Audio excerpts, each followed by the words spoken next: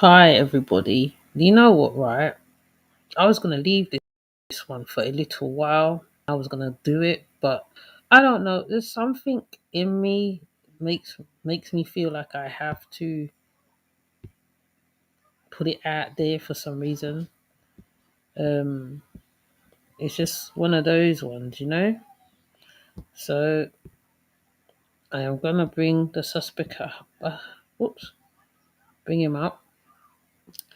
Now, I'm trying to get the sound bites.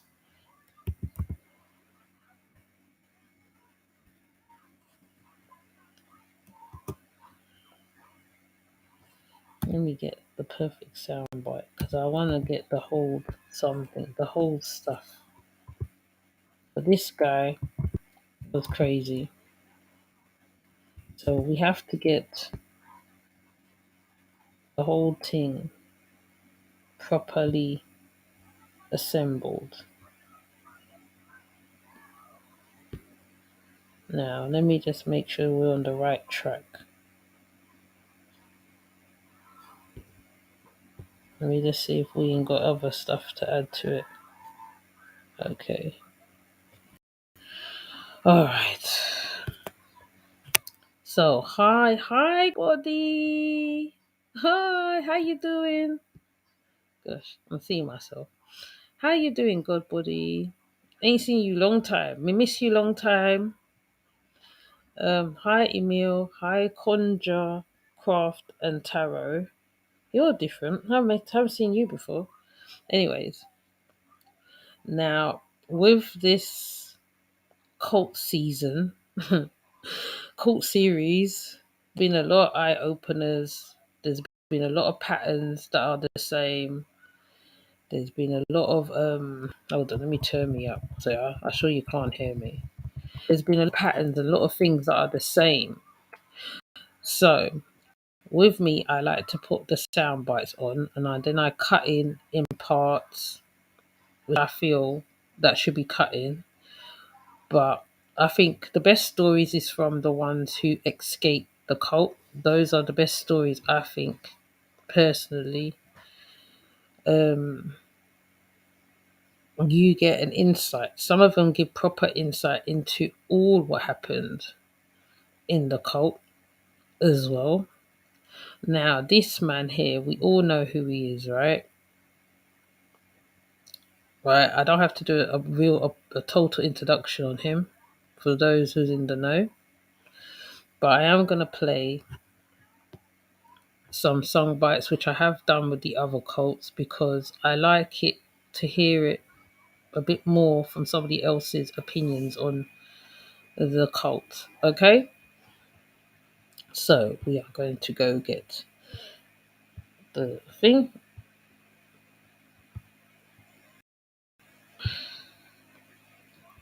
And the reason I'm talking so low because it's like 12:43 over here. Because normally I'll be talking louder. Um, so we are going to play the segment, and I think the best ones are always the best for last. The survivors account because they see and they know everything. They know the inside and they know the outside of these cults, and they can break it down. Now, some you might have heard before, and some you might not have heard before, but we'll see as we go along. Okay. All right. Let's go. Let's deal with it.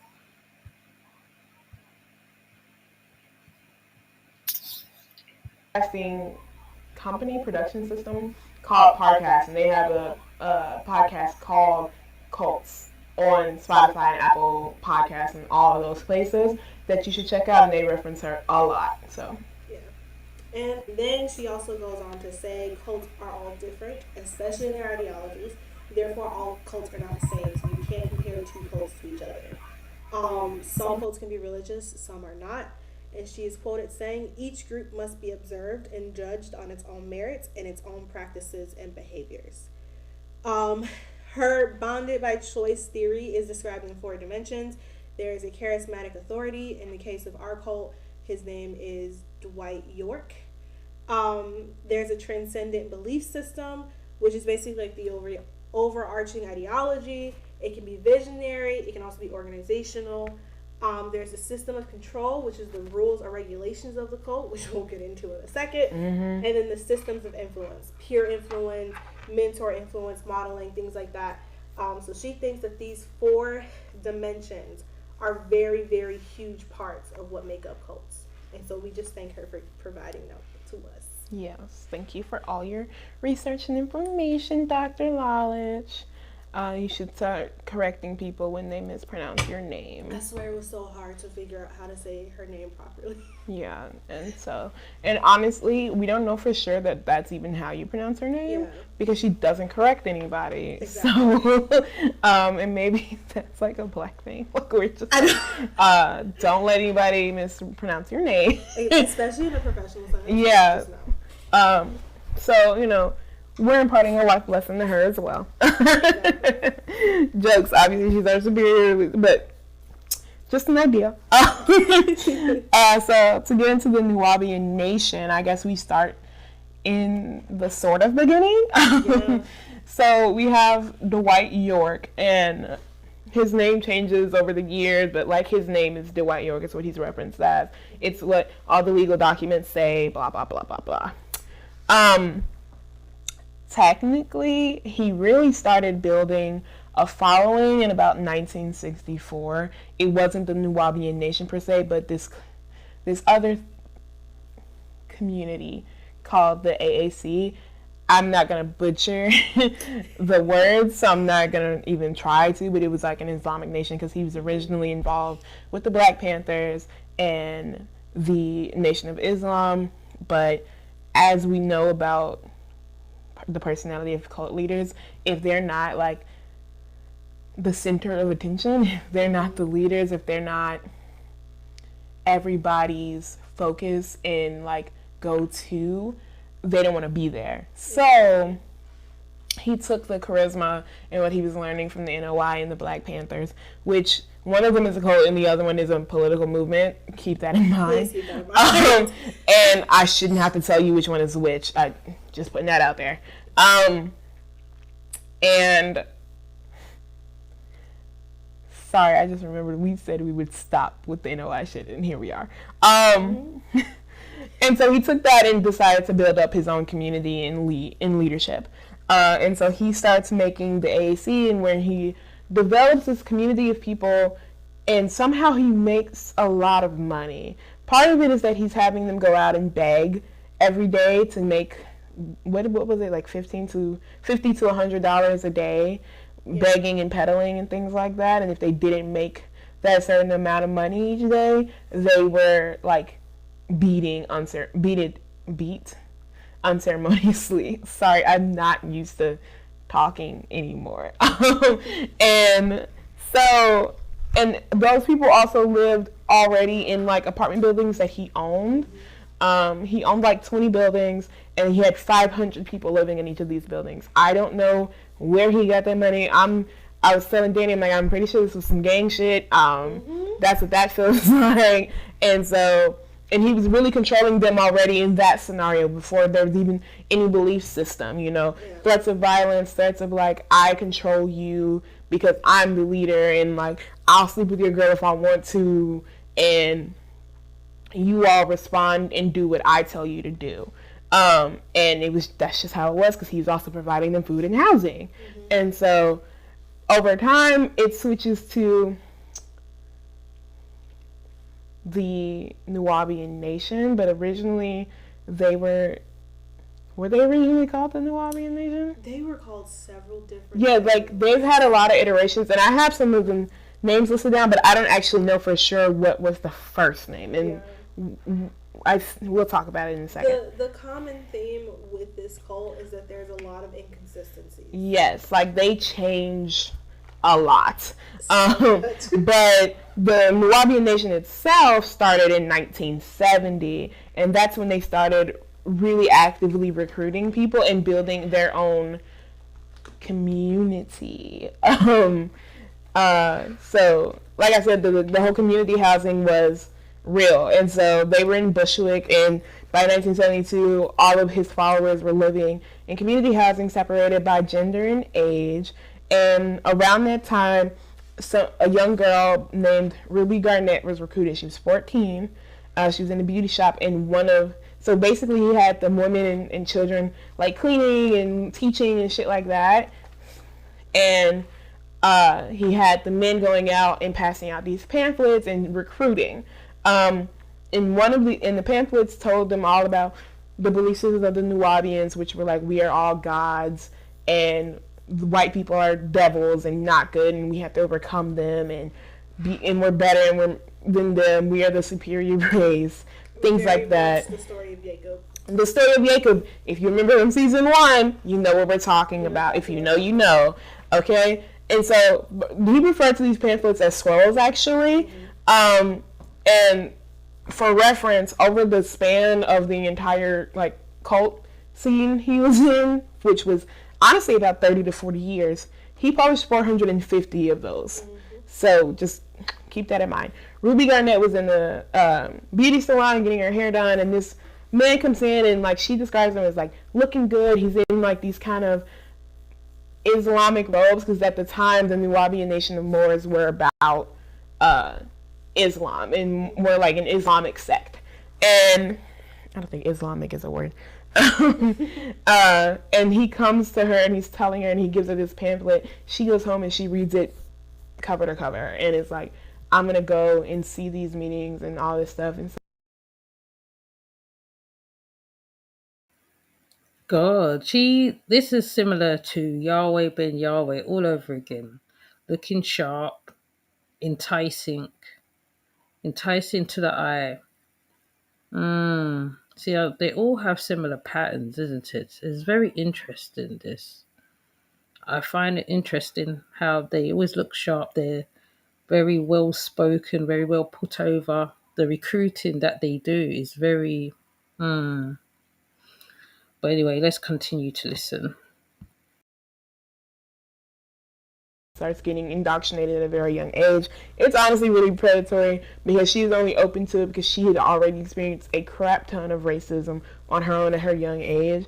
And this cult was telling her, like, we know how to deal with it, we have a plan, and these white people are below you, and that's why they try to attack you and try to keep you under their thumb, basically. And so basically he also does this with anybody. Like the people they target tend to be vulnerable kids and people battered and exhausted with racism and financial struggles. So a lot of single moms, a lot of, previously incarcerated people and things like that. And so what he did was he offered housing and food in exchange for full control. And York himself, if you haven't noticed, is a bit of a polygamist. He likes to sleep around. He likes to have women at his beck and call. And so in this community, it was organized where like women would sleep with York, and he also controlled like who married who. So like who you were married to was determined by York. Like who you were allowed to have kids with were determined by York. Who you were allowed to live with was determined by York. But at the same time, he could sleep with your wife, and he could take your wife and marry her and make her one of his wives. And it was really a privilege in their community to be a part of his family. And I say family, capital F, TM, like the family, and be one of his wives. And so when Ruby Garnett, the girl I told you about earlier, turned about 19, she was approached by one of the other wives who were like, you should join the family, you're really pretty, York likes you, da da da. And so she meets with him a couple of times, and before you know it, they're married. And so when you first marry the white, you sleep with him in his bed for like 2 months, and you have sex and all these things, and you start to feel like you're important and like you matter and like you are this esteemed person in the organization. And so it was like flying on clouds for her, and she already thought of him as a god, because that's kind of his mantra, like, I am a god, you are a god, and I am sent here to take you to the next level type of things. But again, there's no real religious structure in this cult. So I couldn't tell you exactly what was going through her mind, but she idolized him clearly. And I'm mostly just sharing her story right now. It wasn't too far into the marriage when York starts bringing this 15 or 16-year-old girl around. Sorry, I'm mixing up names. Ruby. And this is important because it kind of lets you know about what's coming next with Dwight. And he starts to fondle her and molest her and things like that. And he eventually admits to Ruby that he takes this young girl to the back room and has anal sex with her because he likes her butt. And that freaks Ruby out, but because of the control that Dwight has over these people, he's telling them, like, you won't survive in the outside world without me. You don't know how to live without your God, basically. You know, you can't leave. She doesn't do anything. She doesn't say anything. She's like, maybe I'm missing something. Maybe this is how it's supposed to be. And so she just lives with that. And in the same time, you know, cut in whenever you want to, Danny.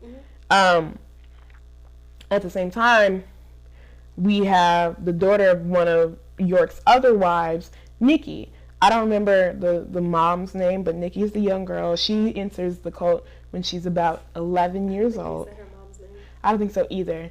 Her mom was a single mom with 3 kids, and she gets one of these pamphlets, and she's struggling financially, and she hears these promises of housing and food, and like, I'm going to take care of your daughter, I'm going to take care of you, and she kind of is enamored with it, and she's enamored with the freedom and enamored with the escape from racism, and so she joins the Nuwaubian Nation.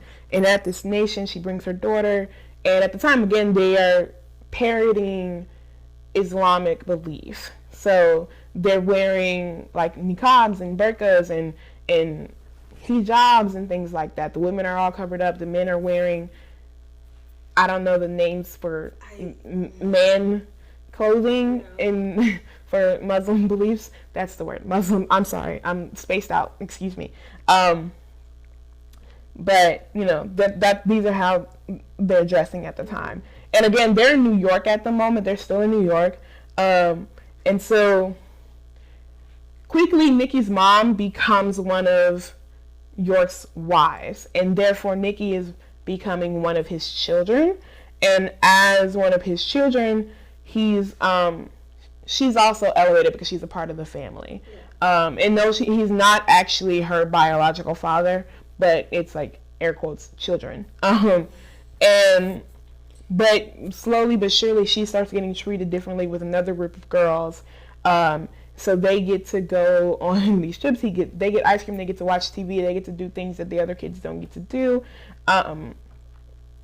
And they're also being taught again, like by their parents, by Dwight, like, this is God. This is our Savior. You have to please him. You have to do whatever he wants. You have to obey him.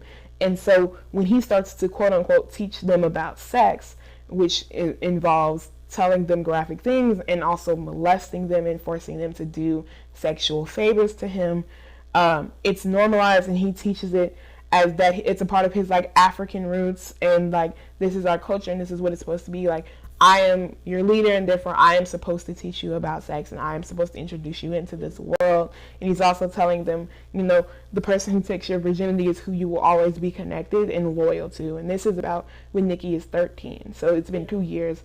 And then so just in case you're not following along, he's grooming these kids essentially.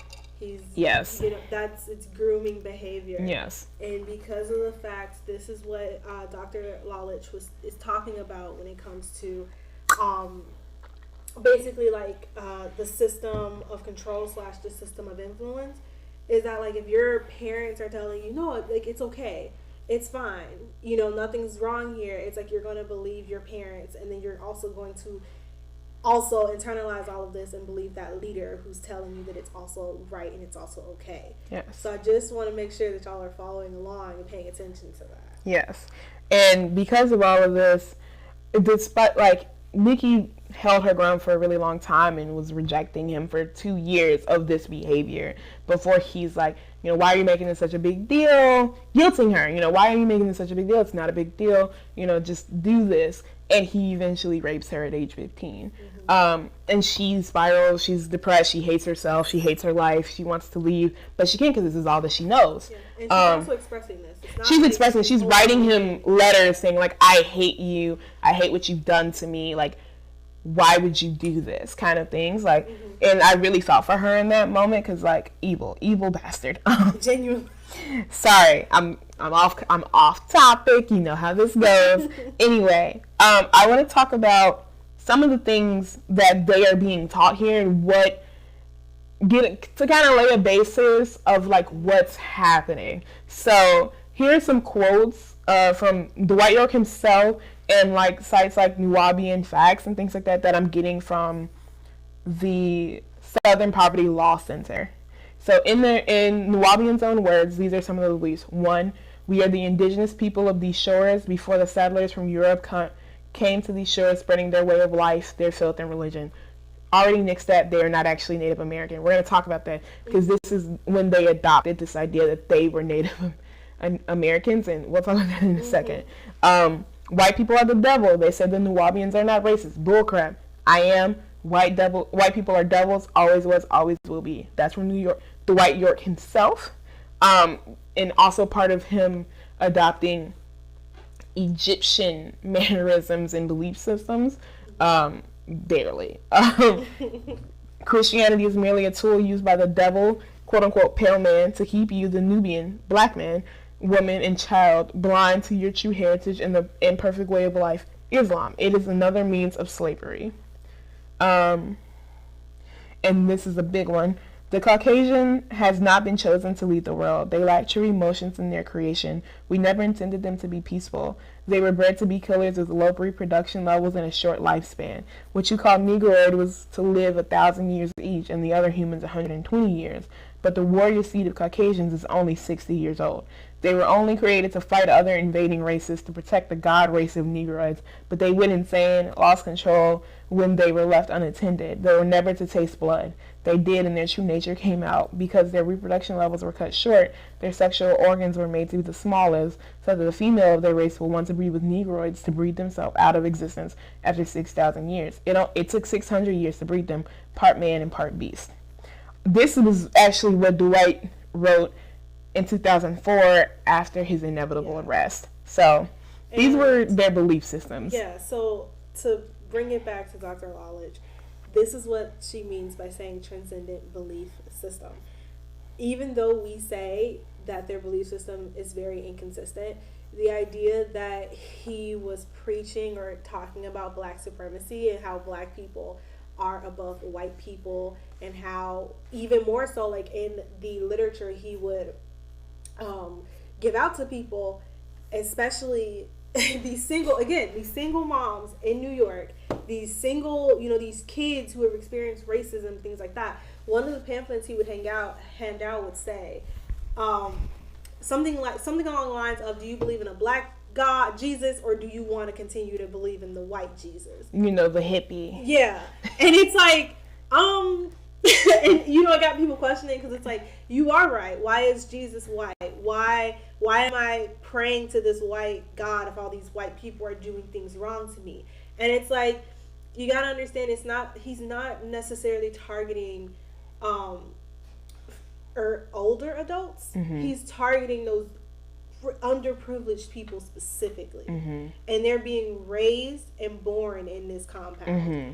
And it's like they're being raised up with these beliefs. So he has the visionary system, and he also has the organization system. Mm-hmm. Because now he has the family. The family is all the way at the top. The family includes him. I mean, the family's like second. He's first, obviously. But then it's like you got the organization that goes all the way down. And I think that's what's really, really important here, because even before we started recording this, we were like, is this actually considered a cult? Right. Based on what Dr. Lawlidge says. And then we also, and language is also important in cults too. And so let's talk about some of the language that they use and like what he was peddling to these people, which, okay, so take the word believe. He says that's actually be lie Eve, which means to lie to Eve's children, us, and then we have Caucasian, which he describes as from the carcass Asian, meaning a degenerated Asian, which means like taken apart and killed and ruined. And then he took dyslexia, which often black kids are diagnosed with, because when we struggle to read, and you know how people feel about dyslexia and ADHD being given to black and brown children, which it is an over-diagnosis a lot of the times, but also sometimes it's just real. You know, your child is dyslexic or has ADHD. It's not that big of a deal. But he took it as saying it's from the Greek dys, D-Y-S, which means hard, difficult, or against, and Latin, lexia, law, which basically means that dyslexia means meaning to go against the law. So if your child is dyslexic, it means he's a warrior. It means that he's supposed to go against the law. It's supposed to be a revolutionary. Okay, and then he took the word God, and he says it's from the Hebrew letters Gomar, Oz, and Dubar, which signify wisdom, strength, and beauty. Ultimately, it also is the reverse of dog. God is a dog. Yeah. However, just to let you guys know, first of all, God is a dog is a thing that kids come up with when they're first learning about pantomimes and shit. Second of all, Hebrews do not have an equivalent for the letter O. Yeah. And the names for the letters G and D are actually Gimel and Dalet, respectively. So whatever he's saying, bullshit. It's not real. And also, another thing I do want to bring up as well is that not only are these kids being born and raised on this compound, even prior to going to Georgia, they're learning Arabic. They're learning Arabic. They're being taught Arabic by teachers on the compound. And to go back to that language thing, it's important. It's important. He's isolating them by teaching them this language and connecting them to a culture that's not theirs. Because it wasn't specified if they were also learning English. Exactly. And so he says Jesus is a combination of Jah and Zeus, which I don't understand. What does that mean? What are you talking about? What does that mean? Because when did we incorporate Greek and Judaism into it? You know, like nobody talks about that, but he just took a bunch of belief systems and threw them together. And then he also says USA, because, you know, he's obviously anti-government, which you'll understand why he's anti-government in a moment. And so he says that's actually from the Egyptian word Usa, which means eye, which like the eye watching over you, the people who are surveilling you. And also a very common one that most people know is overstanding. It's like typical Hotep shit, right? Is that if you're understanding, it means you're under the white man's foot. You don't actually comprehend what's going on. It means that you're on a lower level. You're vibrating at a lower level. And so you overstand because you're above it. You're above these people. And you understand to, like, you overstand to a degree that other people can't reach. You know, you're elevated. That's what overstand means. And like, if you hear somebody say overstand, listen to me. Run. Walk away. Just leave. Don't engage. Don't accept nothing. Just walk away. Don't look back, okay? So keep all of that in mind as I tell you what's about to come up next, okay?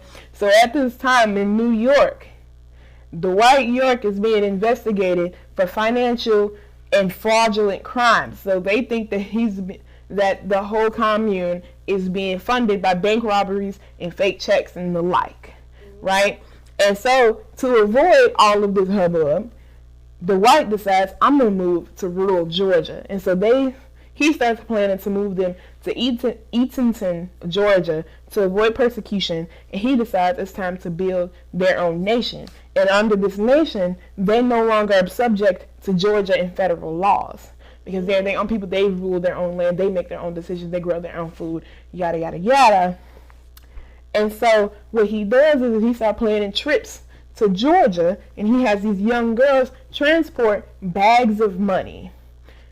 We don't know where the money comes from, but it's literal suitcases full of cash going to Georgia. And I mean, when I say young girls, I mean minors. The youngest to like 8 years old, okay? And so then the cult itself starts to transition from Islam to some weird cowboy shit. When he moves to Georgia, he's like, we have to fit in, and you guys can't, walk around in your Muslim garb anymore. Things have to be different. And so not only is he changing the way that they dress, but he starts to change the way their belief system as a whole. And so they start walking around in cowboy boots, cowboy hats, flannel shirts, and like thick jeans, and like that's not actually how people in the South dress. No. And so everybody notices them as soon as they come around, and they start, and like people are like, they're weird, but like, the South is full of freaks. It's not that big of a deal. It's just a new family, and they start calling them the Yorks. Except they keep changing outfits. They keep changing the way they dress. Yeah. And so everybody's like, and it's becoming more and more than them. So you start seeing, like, originally it was like 20, 30 of them. It's like, okay, whatever. So Sorry, so he done a whole O show once again. Remember when the Rashnishes went to Oregon? First, it was a few of them that went to Oregon. Then gradually, the rest followed. So he literally did a Rashnish. That's what he did. Right, where they were looking for another compound to put the whole group. Mm. a big family, they just moved in. Then it's like hundreds of these people are walking around, and everybody's like, okay, it's getting weird. It's getting weird. Yeah. Okay, so while they're there, he starts to change his name. He was originally Al-Hadi Al-Mahdi, and then he becomes Malachi York. And so he starts believing that they are Native Americans, and so they are now the, what is it called, girl? The Yamasee Native American Moors of the Creek Nation. Mm-hmm. So he's saying that they are like the results of, slavery in the Creek Nation and things like that, that they're the Native people, and they start shaving their head and dressing in all black and things like that. Well, that's the wrong group, but they start wearing Native garb. Mm-hmm. And they start calling the white Chief Black Eagle, and he actually applies to open a casino, gets denied. It's not that big of a deal. And so then they stop being the Native Americans and become the United Nuwaubian Nation of Moors. Yeah. So the Moors thing stays, right? I do want to mention, just very briefly, again, that transcendent belief system, while he's making all these changes and essentially having them go through all these outfits mm-hmm. and name changes and things like that, many people on the compound are like, what are we doing? Yes. His foundation, his belief system foundation is starting to crumble just a little mm-hmm. bit, but it gets stronger when he sticks with the Nuwaubian Nation of the Moors. Yes. And then he has them shave their heads and dress mm-hmm. all black, and they start erecting Egyptian pyramids, because this is based on Egyptian theology at this point, right? And while this is happening, he starts to also incorporate UFO beliefs into the situation. He starts saying that I'm from planet Risk and I am the Earth's savior, and we'll get into that because they start sending flyers out. And also, while this is happening and they're building these pyramids, the name of the compound itself is called Tamaray. Mm-hmm. And at Tamaray, what happens is, he's also called the leader, chief mystagogue of the ancient Egyptian order, right? And so at Tamaray, they start building pyramids, and they also build a nightclub on the grounds, which is not approved of. And so they start, first of all, they're already violating codes here. Mm-hmm. What is the word called? What kind of codes is it?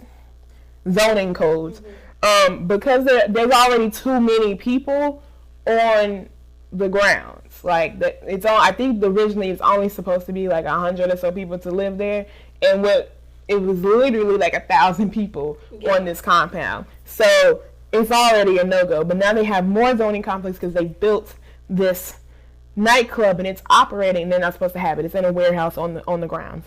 And so it starts causing some more tension. And there's already tension in the evening because there's these strange black people passing out flyers saying that white people are bad and that the government is racist, and that the zoning conflict is because the what are they called? The administration in the city is racist and things like that. And so, first of all, they're already meeting these zoning people, like the people who are inspecting buildings, with guns. Like, when they come on the compound, they strapped up. They can't even get in. Can't even really get in, okay? And so they are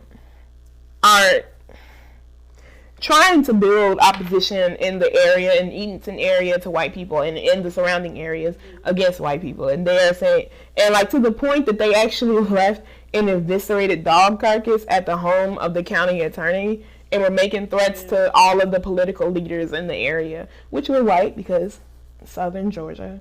A small town in Georgia. Very small town. So all of that is going on at the same time, right? So that starts building attention to the legalists in the area, because they're hearing that they have a wealth of guns at Tamaray, and they also are hearing that, and at the same time, York is starting to secretly abuse more young girls. But before we get there, I just want to say, not only are they drawing attention of the white people in the area, if you remember, he's preaching black people are superior to white people. So as these white people are questioning things and asking them, like, what are you doing? Why are you here? The people, a part of the Nuwaubians, are just like, they're being racist towards us. They're discriminating against us because we're black. But in actuality, it's like, y'all, what are you doing? It's weird. Why are you? Who are you? Like, it's really just that.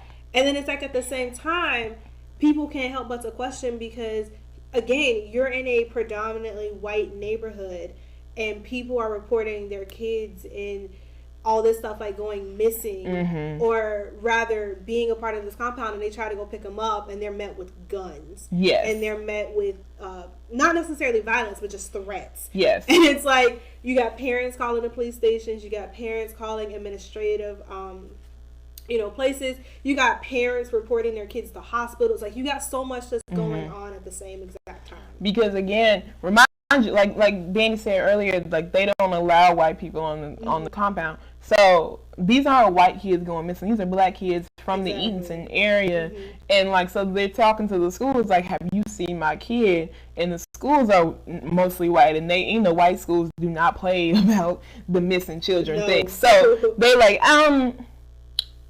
you said they were where? We got a problem. We have a problem. Because like, and not only are these kids going missing on this compound, they are also, the women are coming out.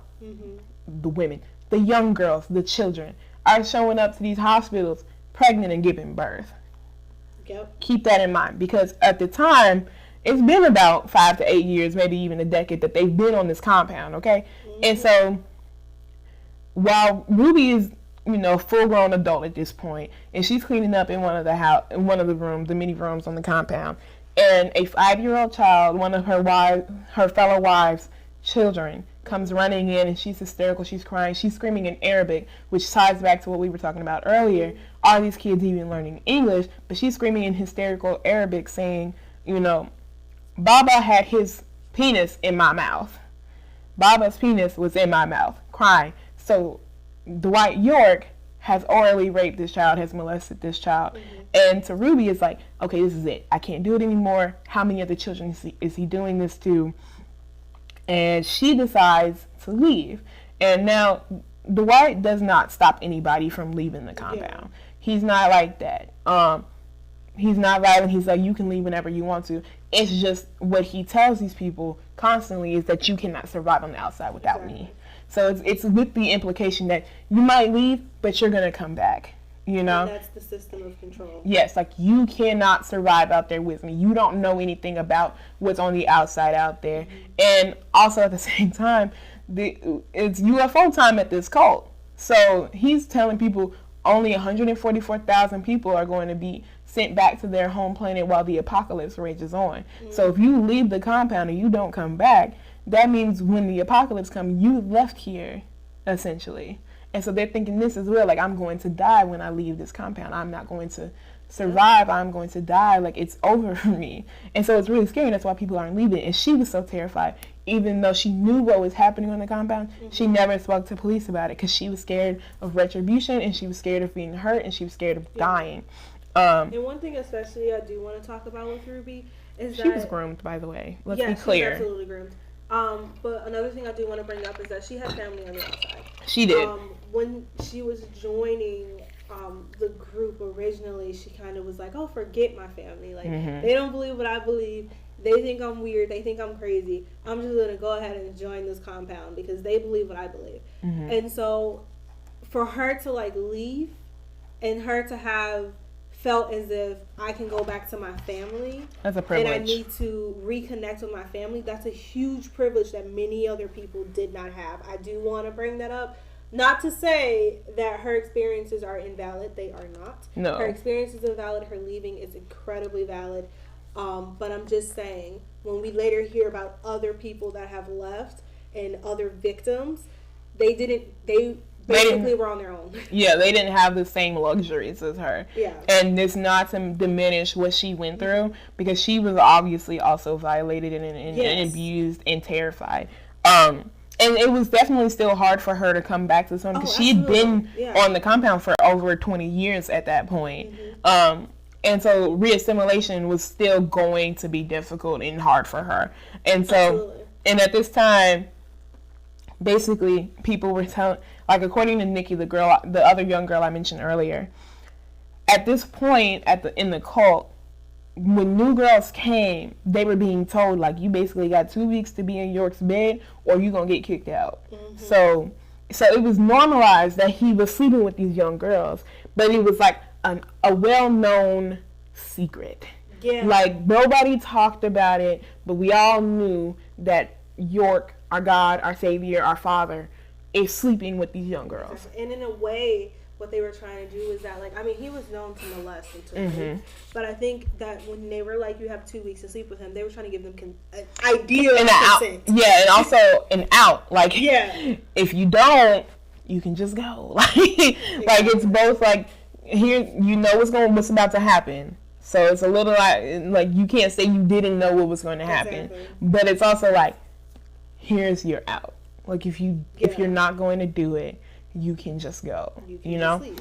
And so and Nikki leaves around this time, because but we'll get to that in a second, because at the same time, cops are like at a wit's end. Like, how do we get into this compound? Like, how do we do this? Because Waco had just happened, and some other compound shooting had just happened, and they didn't want a repeat of that, and they knew they had weapons, and they were like, we can't do anything. And like, they're just now learning about the sexual assault. And I want you to understand that at this point, Dwight York has been assaulting young girls for like 3 decades at this point. Like, honestly, even before the compounds existed, Dwight York had been arrested for raping and sexually assaulting a 13-year-old girl in 1964. So he already has a history. Like, this isn't new. And so what happens is his son, Jacob York, blows the whistle. He left about 2 decades earlier, before Eaton was even a factor, because he didn't believe in any of the shit that his dad was spewing. He was like, you're full of it, this is crazy, I'm not doing this with you. And he was like, you know what, I'm gonna go to the FBI and I'm gonna help them out, because my daddy has to be stopped. And he tells them that Dwight is on the 3rd generation of assaulting underage girls, and that my dad is basically the spawn of Satan, and he's not a good guy, and you have to stop him. And they're like, we can't do anything without a witness. And he's like, cool, I got a girl in the car for you. She'll tell you everything, right? And so we go back to Nikki. Nikki is telling us that at this point, girls and boys are being assaulted and molested. And she leaves because she noticed that the people being harmed, the young people getting harmed, were getting younger and younger. Like, to the point, like, she was like, this kid is 11, and they're complaining that Dwight is hurting them. And the kids are vocal on the compound. They're all saying, like, you know, Baba is hurting me, but nobody's doing anything about it. And so when Nikki leaves, she has nothing. She has no family on the outside. Her mom isn't leaving. Her younger sisters are not leaving. So she's going out into the world all on her own. And she's like, I'm going to leave here and I'm going to die. Like, what do I do? But she also has this idea, like, this can't keep going on, so I have to stop it. And so she goes to cooperate with the FBI and tells them everything that's going on the compound at the moment. And so they're like, okay, we can't run and bust in on this compound while Dwight York is there. He can't be there, because he's going to have them open fire, and it's going to be a whole Waco situation all over again. This happened. And so what they do is that they put watch cars on the compound. Excuse me. And which for some reason he doesn't notice. He doesn't notice. Crazy. How are you a part of the Black Panthers and don't notice when you're being surveilled? Like you have a whole word for the eye surveillance, and you can't recognize when you're being surveilled. But like, these are unmarked black cars sitting around your compound. But also, I think that he was cocky. Yeah, he was cocky, and he also just didn't care. Yeah. And like, I want to remind you guys that we'll get to this in a second. Hold on, just hold on. So he leaves the compound with one of his wives, and the FBI person working the case gets notified, like, hey, did you know your target's on the move? And they're like, but send SWAT, send some of my agents, let's go. Mm-hmm. And so they follow him to a grocery store. Once he gets out the car, they're like, it's a wrap, baby. You finna go down. And so SWAT goes out, arrests him. And while he's being arrested, while he's being detained on the compound, SWAT enters and goes in and goes crazy. They use tear gas and all that and detain a bunch of people and arrest a bunch of people.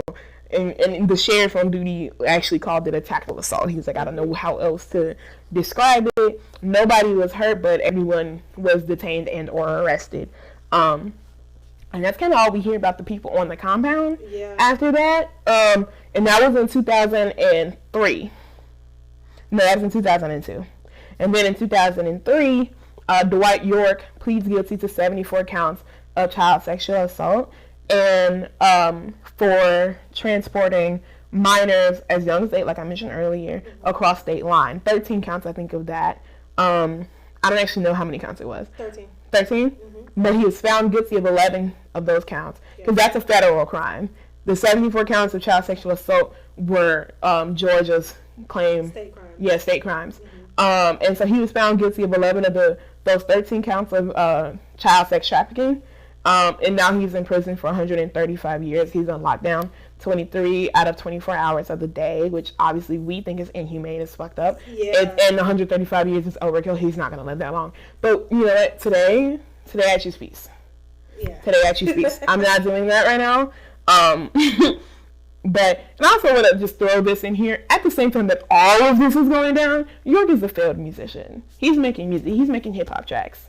Okay? He inspired people like Africa Bambaataa and MF Doom.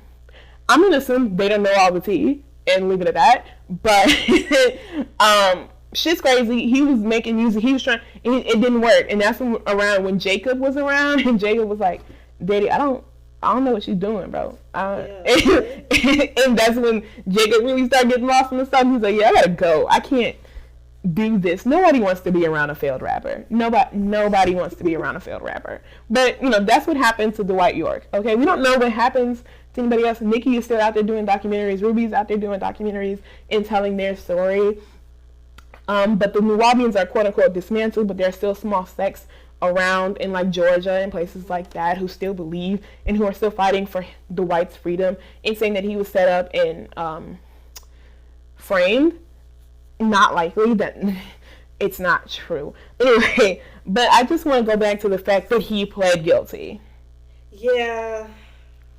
And I know I just said all of that really fast, but I needed to get to the part that he pled guilty to both things.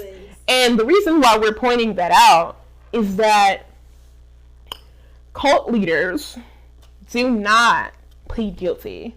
They do not say, I was in the wrong. They do not say, I did this. Yeah. And especially if they feel like they're being framed or set up. They especially are like, hey, this is wrong. You're going against my rights. You're telling me that my religion is bad. And that's not right. You don't get to do that. Especially people who said they built their own nation. If you built your own nation, you're like, you can't arrest me. Yeah. Like, Dwight literally had his people paying $20 to $25 for a passport. Okay? You cannot, if you have a passport for your own little nation, you don't get arrested by another nation and then plead guilty to the crimes in that nation. Like, they have their own cash. They had their own. They had everything. They had their own everything. Like I said, they had their own stores. They had their own shopping, like clothes, grocery, all of that on the fucking compound. There's no way you go out here. And honestly, I don't think that he didn't know that he was being surveilled. I think he was like, the jig is up. There's nothing I can do about it. There's nothing I can do. And that's, in my mind, that's the only reason he went to a grocery store. Y'all are growing your own food on the compound. Yeah. Where are you going? What do you need at this grocery store? Mm-hmm. And it's just really significant that he pled guilty. Like, he's basically saying, I know that I did this, and I know that it was wrong.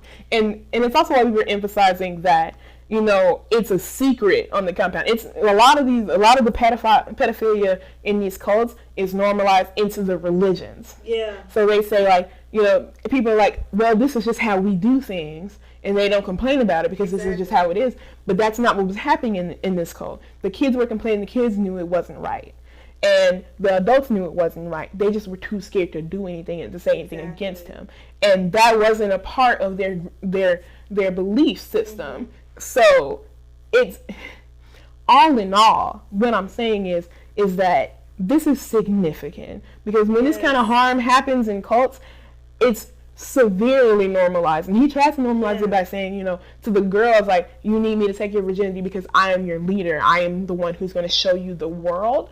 But like but that was only for like people who were like 14 to 19. And so when he started grooming and assaulting these like 12 and under kids, that was the real secret. That was the real, like, he's not supposed to be doing this. And that's why he knew that too, which is why he pled guilty. And it's why he wanted to keep it secret. He pled guilty because he didn't want his dirty laundry spread all across the world, That didn't work, because of course it is. You're a black man who was sexually assaulting kids and led a cult. Of course everybody knows your business. Look, like, I don't, again, like, white supremacy is a thing. I don't understand why black people and other people of color go out and try to do white people's crimes and think they're going to get away with it. We don't get away with, like, the little shit that we do. Yeah. This is never going to go down like how white people's crimes go down. And I'm not, and I don't want us to have that same freedom that white people have. I don't think anybody should have that level of freedom. I'm just saying that we know that we're crucified harder. So when this kind of stuff goes down. Okay, I think my girl's gone way beyond whatever, but the information is packed in there, right? She gave away a lot of gems, which is being spoken about in a few documentary, which the Nuwaubians have put up, which I do remember, because I remember when it came out. Behind Closed Doors was one documentary, and I think there was another documentary that was put out where the victims have spoken out. So what I'm going to do, I'm going to get another, because I've got to share this other one now.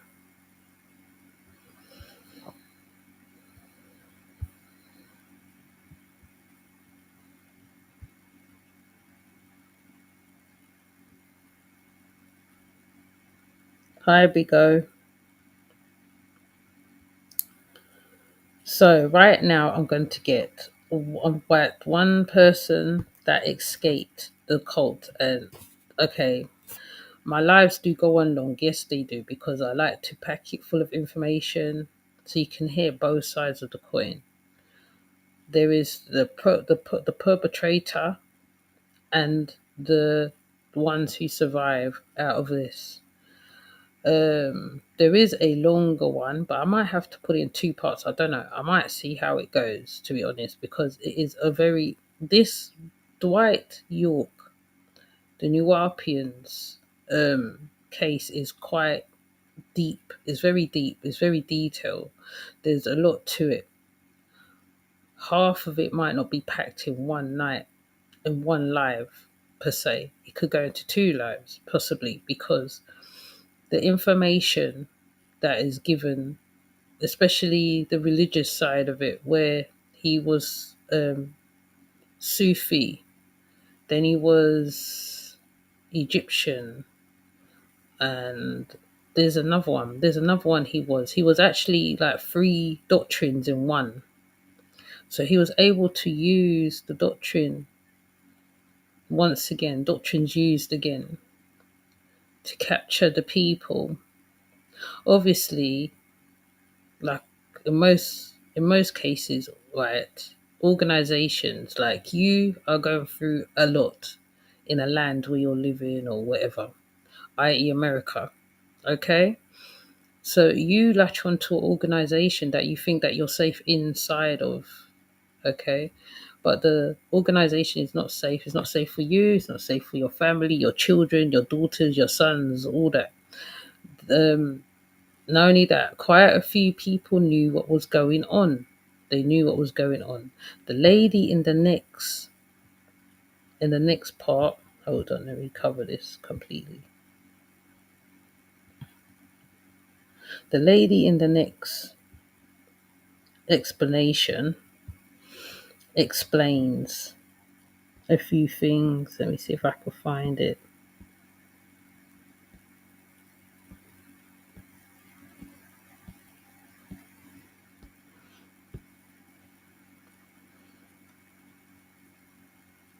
The lady explains a few things, how she escaped as well, how she got away from all this, what was going on. Right, if you look lower down on my playlist, Umi, his daughter talks as well, and her husband talks about what was going on, what they saw. Um, yeah, there is a whole. This is very deep case because they was watching him from time, right? Like judging by what the lady said, they was watching him from time. It just took a couple victims to come out of the woodwork to seal the deal, basically. So, though the Nuwaubians is fighting, higher we go. So, right, as the Nuwaubians is still fighting for him to come out of prison, though he's got 135 years. This include money laundering, child trafficking, and I think there's other stuff that's underneath that banner as well. So he's not just going in for the other stuff, the abuses. He's going in for the laundering and everything. The outfit is extra, and people didn't have a problem or questions. Yeah, it's true. It's true that. It's true that. Let me see your transcript. But we're gonna hear. Oh yeah, yeah. That's all right, Bigo. It's fine. Um. So, what we're gonna do? We're gonna play. I'm gonna play. The beating. If we spoke English, we would get beatings. Just anything. If we wrote in English, we would get beatings. I remember sneaking and writing in. On the line, a special guest. Her name is Hannah. Hannah, thanks so much for joining me. Thank you so much for having me. I really appreciate it. I was talking to my friend and fellow activist Noah Illusions about your story, and he was like, you got to talk to this person. You have to get some details, some background on, what all happened. And so for that reason, I'd like to sort of start at square one. Could you sort of introduce your experience, how you got involved, the name of the cult, if you're able to say so here, and we'll just sort of start there. Would that be all right? Yes, absolutely. Okay. So I don't have a problem talking about the cult, or it's actually really fascinating when I talk to people about it, because no one's ever really heard about it unless they look it up. But it was called Nuwaubianism towards the end. In the beginning, we were under the Nation of Islam in Pennsylvania. My family lived in Pennsylvania, but I think it was based out of upstate New York. I was really, really little, so I didn't really understand what was going on. I just knew that it was part of something that wasn't in the outside world. It was kind of the outside, and we were on the inside of something really special. But when I became aware of it, I was 5 or 6 years old. We only spoke Arabic, got in trouble if we spoke English. We knew there was a really important man that was kind of the center of everything. We were following him because he knew everything and how we should live our lives and everything like that. I knew that I had 2 parents and I had a lot of brothers and sisters, but I didn't really know who they were or where they were. So in Pennsylvania, we all lived within our age groups. So when I was 5, I lived with a lot of 5-year-olds, and the 5-year-old girls, 8-year-old boys all lived together, the teenagers all lived together, and all the moms all lived together, and all the men were out doing whatever the men did, and they all lived together. And so I never knew what a family was until way later on when I started watching television.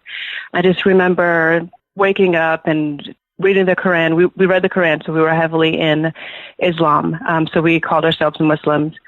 We wore the hijab. the little girls didn't wear hijabs until they were older. So like I never saw my sisters' faces because they were teenagers.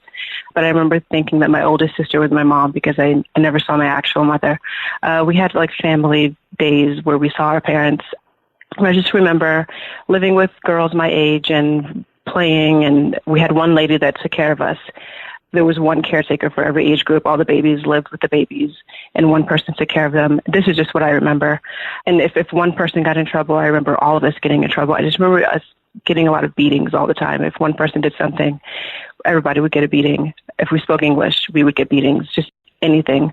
If we wrote in English, we would get beatings. I remember sneaking and writing in English, and we would whisper English in each other's ears until somebody told on us, and then we'd all get in trouble. I just remember going to sleep early, not being able to do anything, just as a small child, not seeing my family, not seeing my sisters. And then I remember moving away from the sort of community of the Nation of Islam and all the Muslims, and we lived in our own house with our own family, but we were still part of it. My mom and dad were really high up.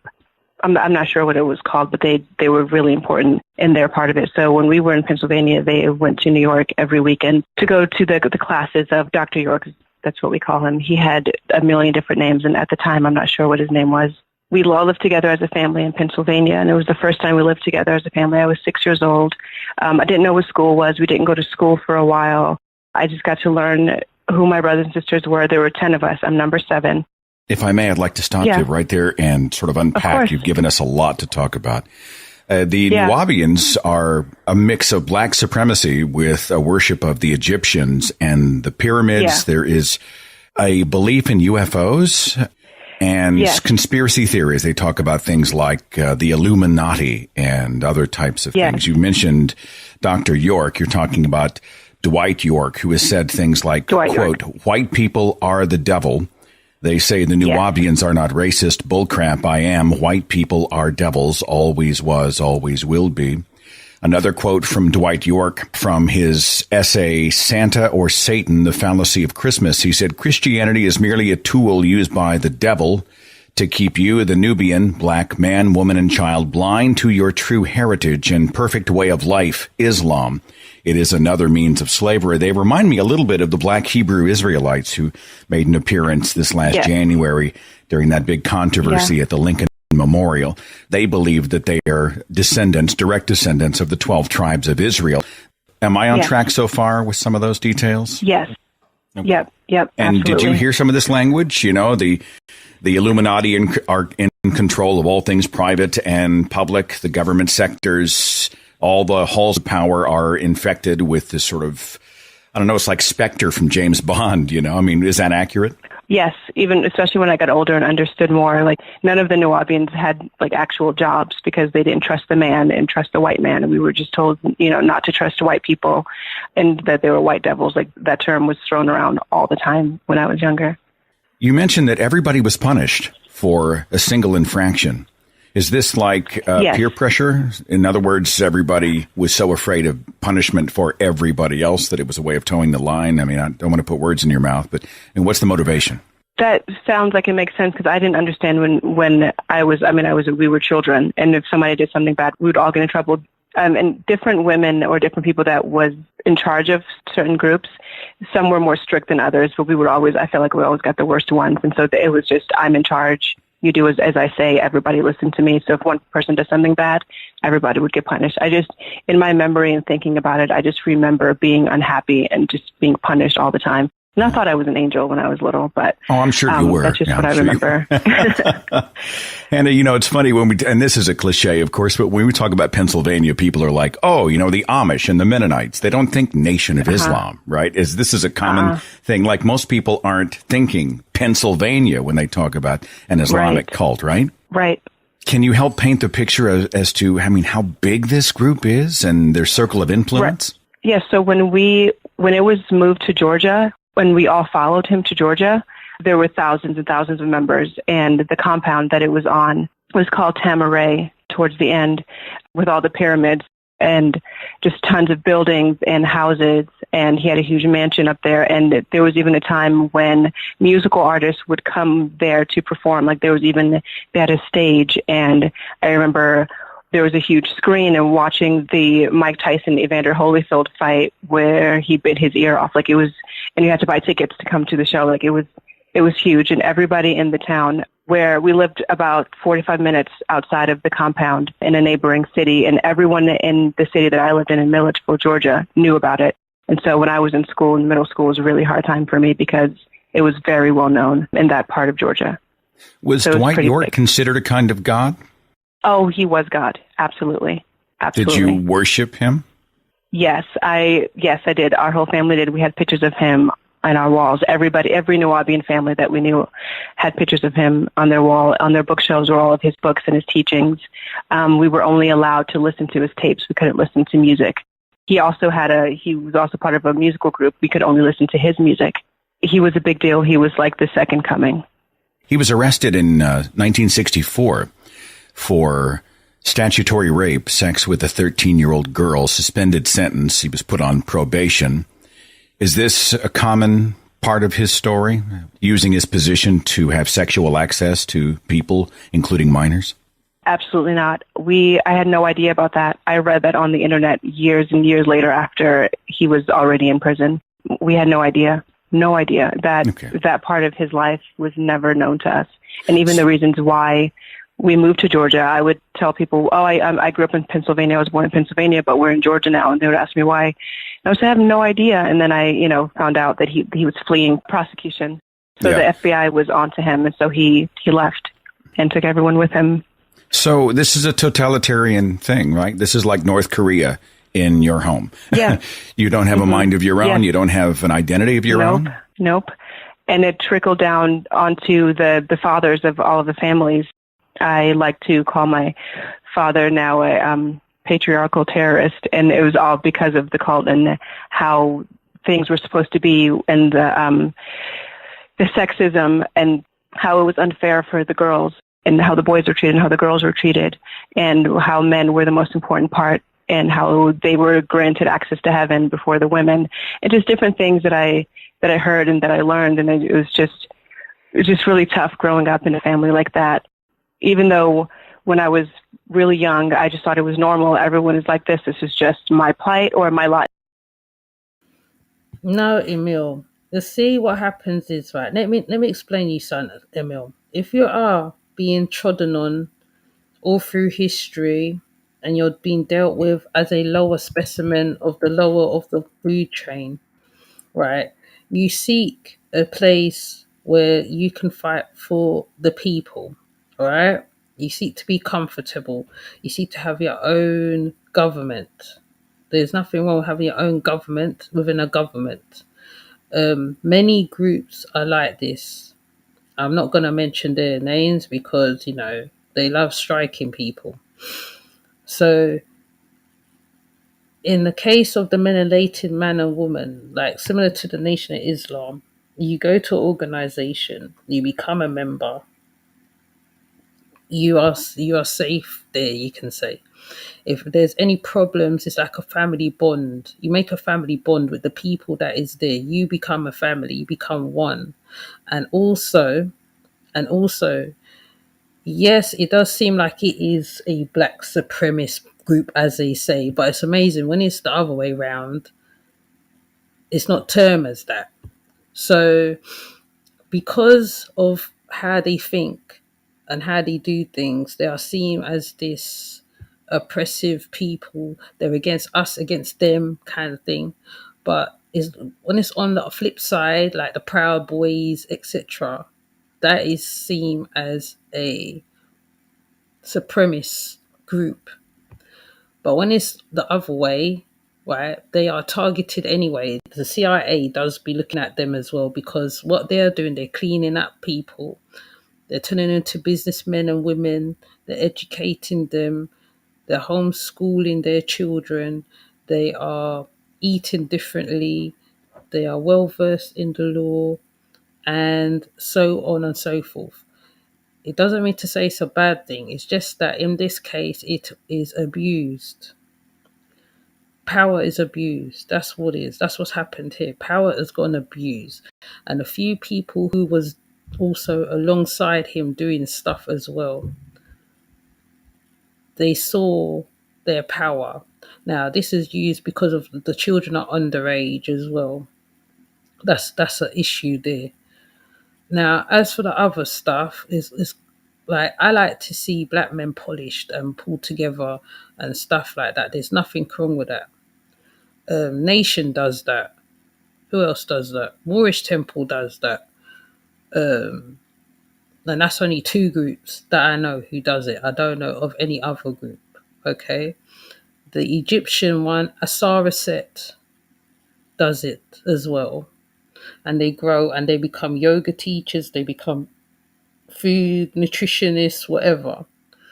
Hebrew Israelites is another branch too.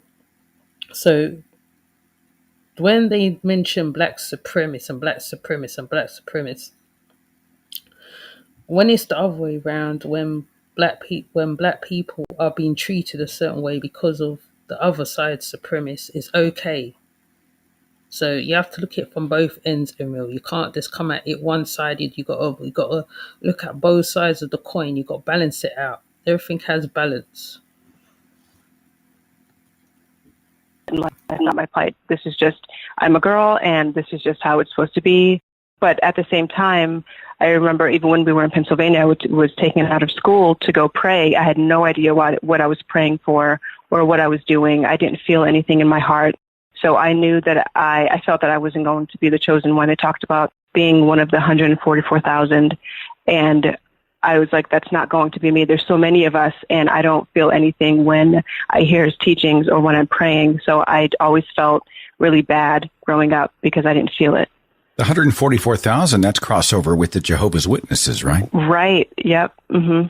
So when you see the news stories about Islam, these patriarchal constructs of Islam, especially in the Middle East, where you see the men dominating the women, reducing opportunities for the women, often exacting violence upon the women. When you see those, does it strike a nerve with you as to what you were raised around? Yes, it was pretty similar. I found out later on that my father was abusive to my mother because he wanted multiple wives, and they knew each other when they were teenagers and way before getting into the Nation of Islam and Nuwaubianism, and so she didn't stand for it, and so he was abusive towards her. I never saw it.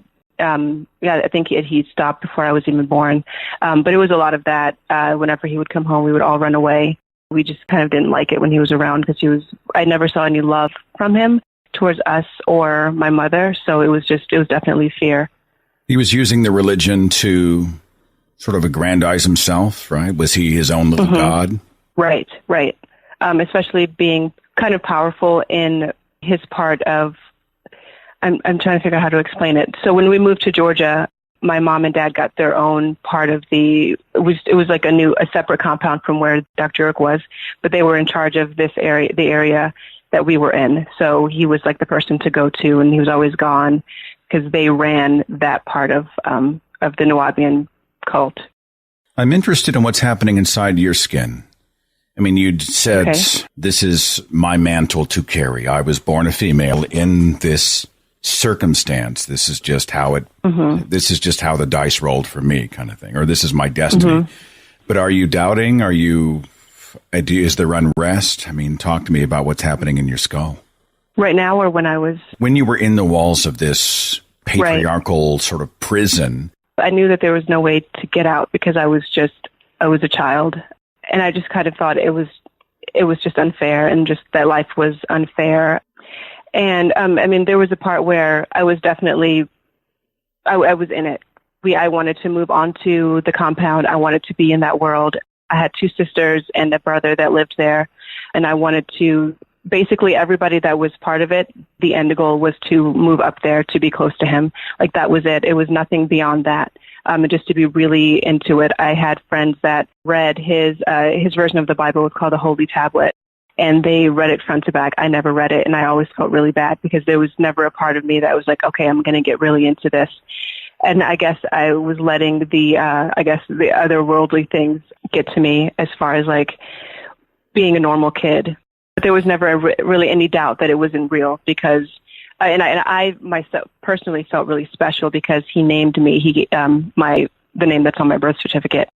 He named me when I was 4, and so I always felt like I was more special than anyone else. And I remember once seeing him, and he said that he knew me before I was even born, and it made my life when he said that to me. And so, because we Your never father really saw or him. Dr. York said this? No, Dr. York. Dr. Wow. York said this, and he gave me my name, right? So I just thought that, and then whenever he would kiss us on our cheek, in passing, because my father was really important to him at the time, we just all felt like our family was really special because my father had a special relationship with him.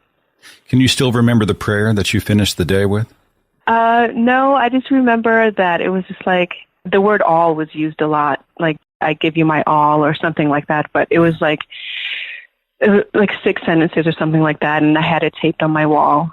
We see a lot of that in the Christian faith, totalism, right? It is all of you, all of the God figure, and less of me. Mm-hmm. Did Dr. York, did your parents teach you to be a racist? Did they teach racism?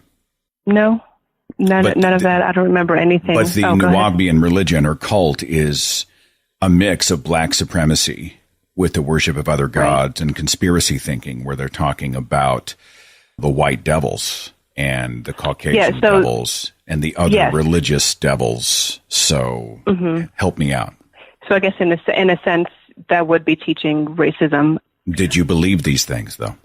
I feel like I did. Like, I believe that white people were the devil. They were just so different from us. I guess everybody was different from us because in our cult, everybody was black. And so, and anybody that wasn't black, they were white. But then it's like when you're younger, you don't really see race in a sense.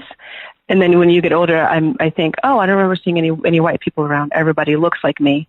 And then when you start going outside of the cult, you see white people and doing things different from you. And it's like, oh, they must be doing everything wrong. We're doing everything right because I've always been told that we're doing everything right. Even though in hindsight, we were all miserable. Was it like visiting a foreign country, seeing this strange world out there? Yes.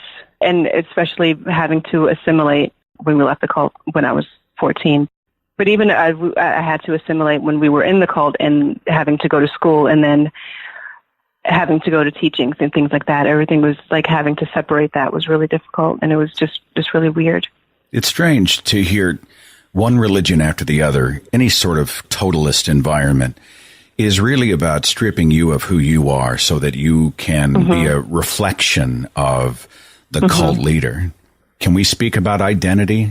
Sure. When I was younger, I can definitely say I didn't know who I was. I knew who I wanted to be. I wanted to be pious. I wanted to be the person that was worthy to live on, we called it the land. I wanted to be worthy of a person that lived up there. We had to, a lot of the girls shaved their heads and only had one braid on, I think it was like on the left or the right side. I never got to that stage, but I wanted to do that. I wanted to look the part. Being in the cult and then going to school to be with outsiders, if you will, and having to separate that and not wanting them to know that I was part of it was really difficult, especially to find out who I was and who I wanted to be. Did I want to be this normal person and have friends, or did I want to be this religious girl? I didn't have any friends. I didn't know how to talk to people on the outside, so from the first grade up until about 7th grade or 6th grade, I didn't talk in school. I was 100% mute. I wrote notes to my teacher to communicate with them. And so there was that other part of my life that I never really talked about, even with my family. And I was bullied a lot in middle school because of the cult. And I had a sister that I went to school with.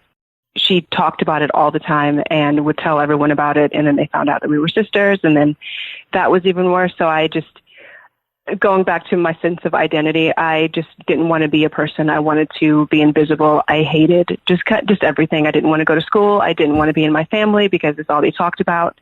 So as far as identity goes, I didn't have one. I didn't know what I wanted to be. And then on top of that, watching television and seeing how other people lived and seeing what families were like and what other girls my age were like, what other black girls were doing, and then seeing white people on TV and what they were up to and seeing that, wait, these people aren't the devil. They seem just as normal as I want to be. So it was just really difficult, especially going through puberty and being poor and not having a real family structure. So when I talk about my childhood and everyone has quote unquote normal childhood. And I just have to say mine was just completely different. And you'd have to give me a couple hours to explain. I hope Well, you've done great in the time you've had so far. I'm talking here with Hannah about her escape from the Nuwaubian cult. And I've got to take a real short break. When I come back, we're going to talk about her escape from the cult and the discovery of who she was and who she is. How did all that come together? So hang on. We'll do that right after this. Atheist, promo code Seth Andrews 80. Yeah, so it's like Mecca, but this was in Georgia. The land that you're speaking about is like... It's the compound. Yeah, it's like this is where he lived. This is where the pyramids were. This is where all the housing were, where everyone that moved up there. It was called Tamaray. And so we just called it the land. So whenever I talk about my story, I always say the land, because whenever my family talk about it, we always say the land. In Georgia. Okay. I'm sorry. I heard the word pyramids, Hannah. Like actual pyramids? Yes, there were pyramids on Tamaray, the land, the compound where he lived. It was, I think, I can't remember how many acres, 3,000, 4,000 acres. But there were, I think, pyramids. There was even around one of the pyramids was like a pilgrimage. You could walk around and reflect and pray. There was a restaurant. There was an entertaining space with a stage. There were tons of houses. And then there was his mansion. But yes, there was a giant black pyramid. The purpose of the pyramids was what? There was like a pilgrimage path. I think they took it from another religion, but it was influenced by Egyptians. And so we talked a lot about pyramids and Egypt and a lot of different kind of figures, like Nefertiti. She was part of, a lot of those kind of figures during that time.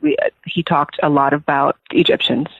All of a sudden, one day, your father just disappears? Yes. Okay. So this was in the 98, maybe before that. I was in middle school, and I remember when he left, this was the poorest that I remember that we were. And one morning he was gone, and I'm sure there was a plan for him to go, obviously.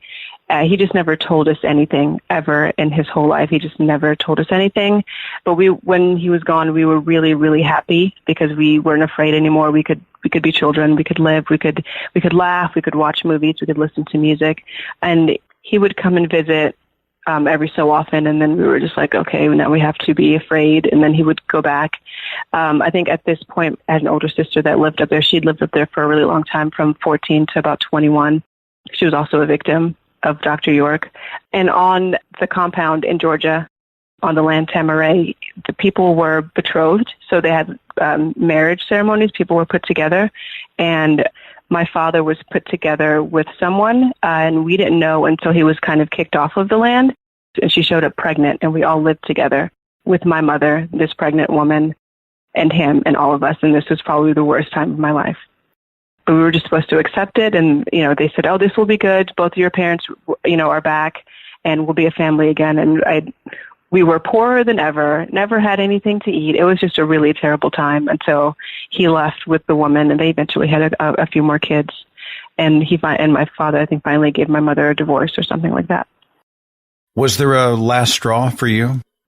I think the last straw, if I had one, if I can think of one, was just my father coming back with this other person, with this woman, and just how things were on the compound, and how the lack of respect for the families on the outside. And then also learning the reasons why we were poor was because we were giving everything to this man. And just how my mother, she's an angel, and I love her more than everything, and just kind of how that affected her entire life. And then also people in school knowing about it, that I was part of this, and I didn't want to be part of it because it has such a bad reputation towards the end.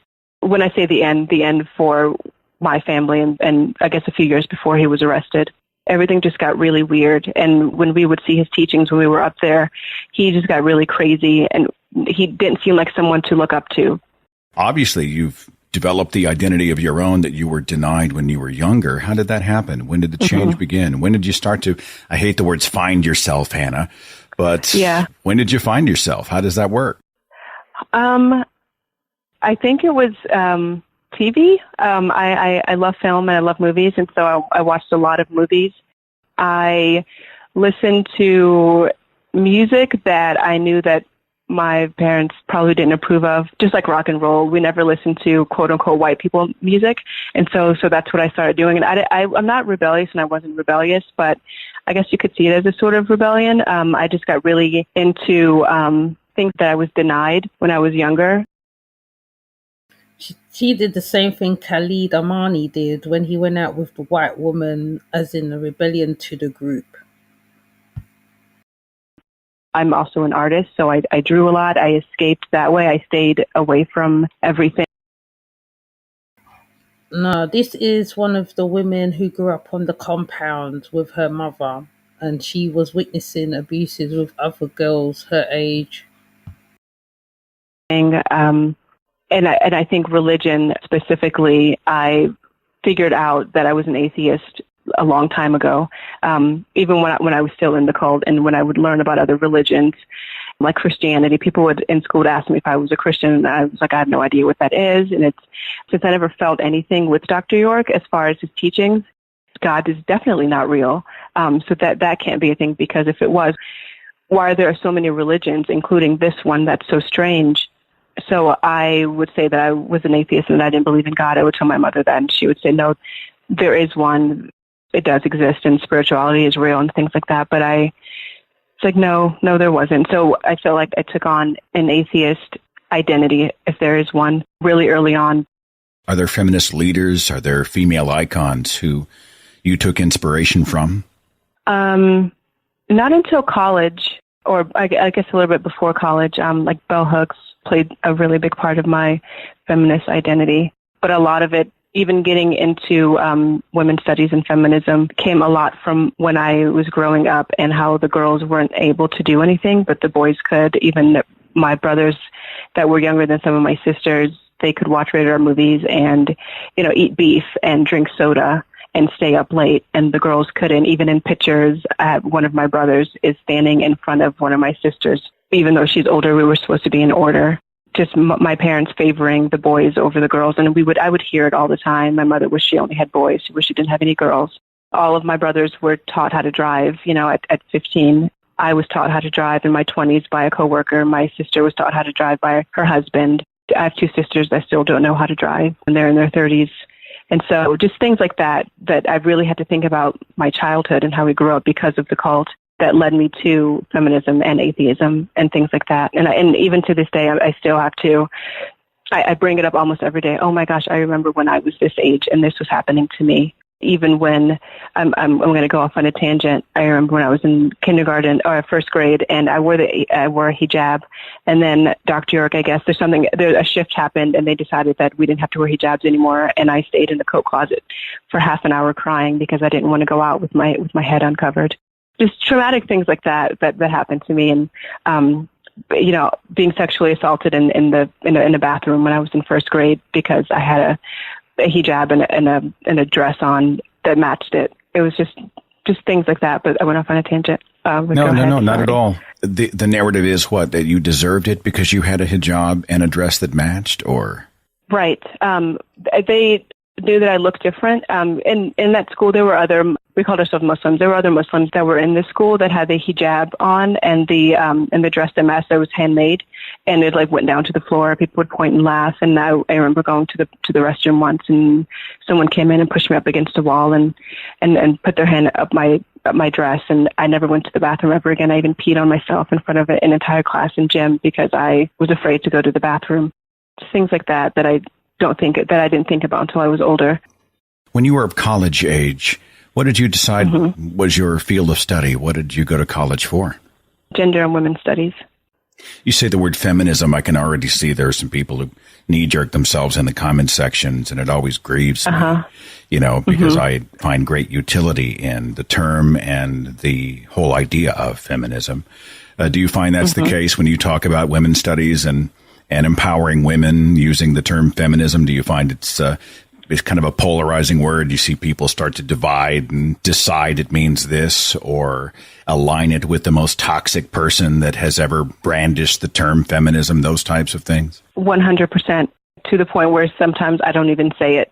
If someone asks me what I went to school for, depending on what kind of conversation I want to have at the moment, I say I went to school for art because I have a minor in studio art, and I just leave it at that. I have to pick my battles a lot.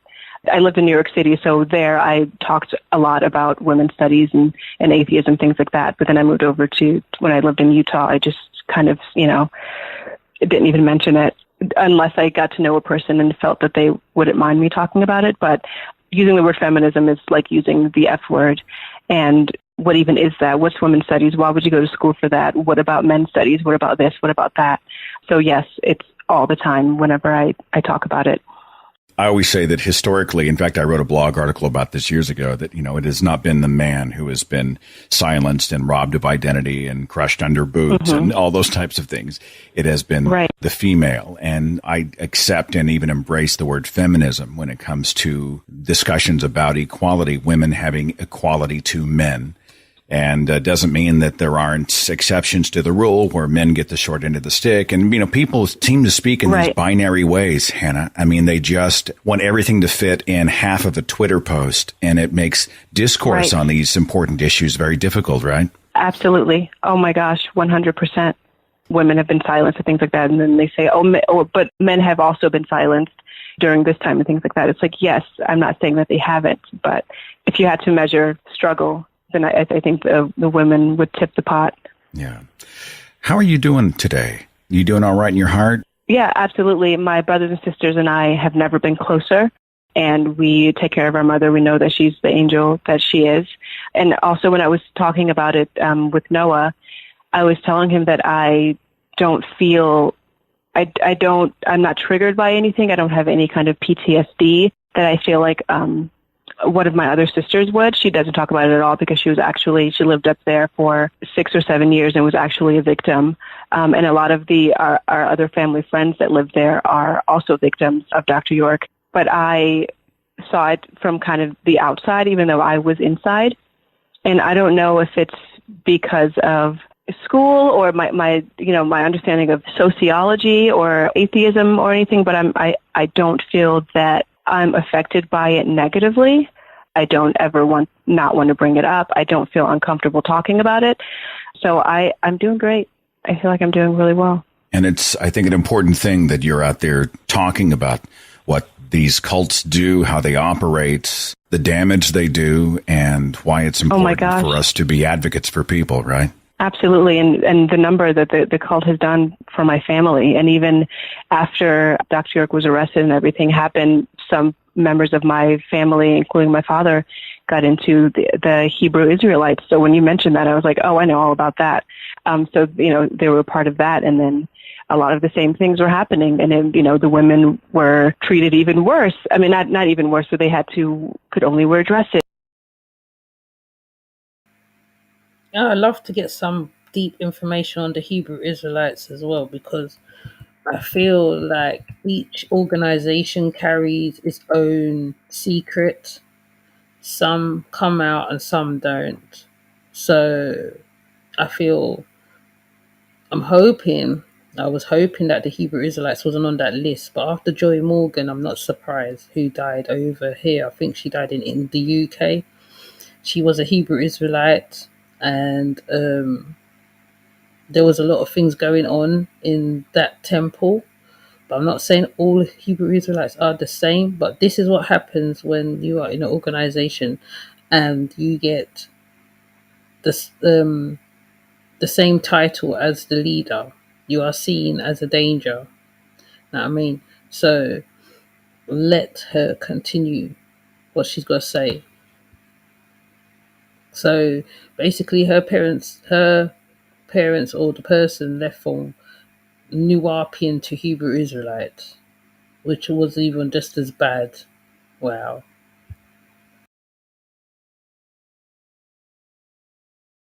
And just, things like that. And even when we were on our periods and being Nuwaubians, we were considered unclean. We couldn't go near men or go in the kitchen and things like that. And my sisters still use those words and still feel that way about it because it's been so ingrained in us as women, things that are natural. Drew York, for the curious, was convicted of many counts of child molestation and finance violations and sentenced in April of 2004. He was sentenced to 135 years in federal prison. What are your thoughts and feelings when you hear that, Hannah? That this person has been so important to my family and my whole life growing up and my childhood. Why my family is the way it is because of this person. He gave me my birth name. That this person is no different than all of the other, everything you hear about a cult, even when we were in the cult, this is the same thing. And so when I tell people about it and they ask me where he is, I'm like, oh, he's where all the other ones are. They're like, oh, is he in prison for raping children? And I'm like, yes.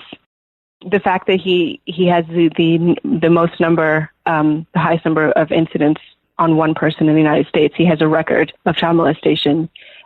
That I know this person, that he was so important to my family and to my father, and he's the reason why my family is kind of a mess. But we're healing and we acknowledge everything. But this person, the fact that I know who this person is outrageous. He's in prison with the Unabomber. They're in the same prison I'm in Colorado, here in Colorado, and it's just surreal when I read it. When I remember reading his Wikipedia years ago for the first time, I was like, oh my gosh, this person that we had his pictures on our wall, we would kiss his picture and we wanted to be near this person just to see him would make our day. This person was only in this position to do terrible things, and people in my immediate family were affected. It's just surreal. I can't believe it still. Hannah, there are a lot of people in the audience who have been harmed by superstition and religious/cult thinking and methodology. So as we sort of draw this conversation to a close, do you have any words for them? What would you say to them if you had the opportunity? What I would say is don't try to forget your story and don't try to lock it in the closet, because you are the person you are because of your story and because of these things that have happened to you. Even if it made you stronger, it's made me stronger. It may have made you find your identity. It's nothing to be ashamed of. That's one of the biggest lessons that I learned. It is nothing to be ashamed of. All of the horrible things that have happened to myself and my family. Dr. York and being a Nuwaubian was the cause of all of these horrible things that happened to my family. But where we are today because of it, I kind of wouldn't have changed anything, because I have a unique story. I have a unique childhood. Everyone's listening to me when I talk about it. And I feel like other people that have gone through these things can talk about it and acknowledge that these things have happened and learn from it and move forward. But don't ever forget it, because it's a really important part of who you are. Hannah, it's been a real joy talking to you. And this lady's very brave. But anyway, as you see in the thumbnail, I also have his son there also, because his son also did RAS too. Okay? So his son was added to the thumbnail for a reason. Let me find the thing. Because the other one is longer. The other part what I've got to play is much longer. I might have to turn this into a 2-part series. I don't know. I feel it's going to turn into a 2-part series. This situation here. Because his son, Prince York, went and did RAS as well. They talk about the other one, but Prince York also went off and did a whole heap of shit. So I'm going to find a video. Hopefully it shouldn't be too graphic. I'm hoping.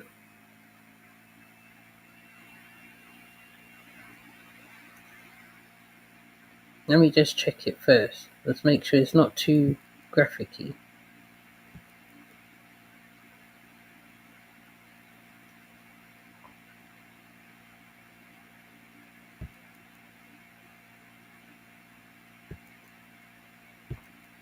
Okay, now this is Tar. This is Tar, one of Tar's video. So hopefully there's not a lot of music and stuff. Let me just check.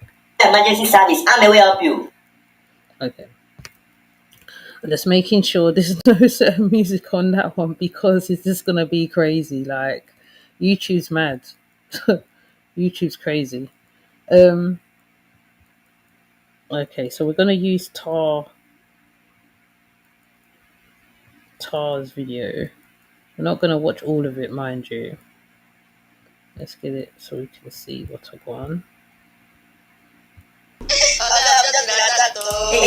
is stop playing. You're not looking for that problem.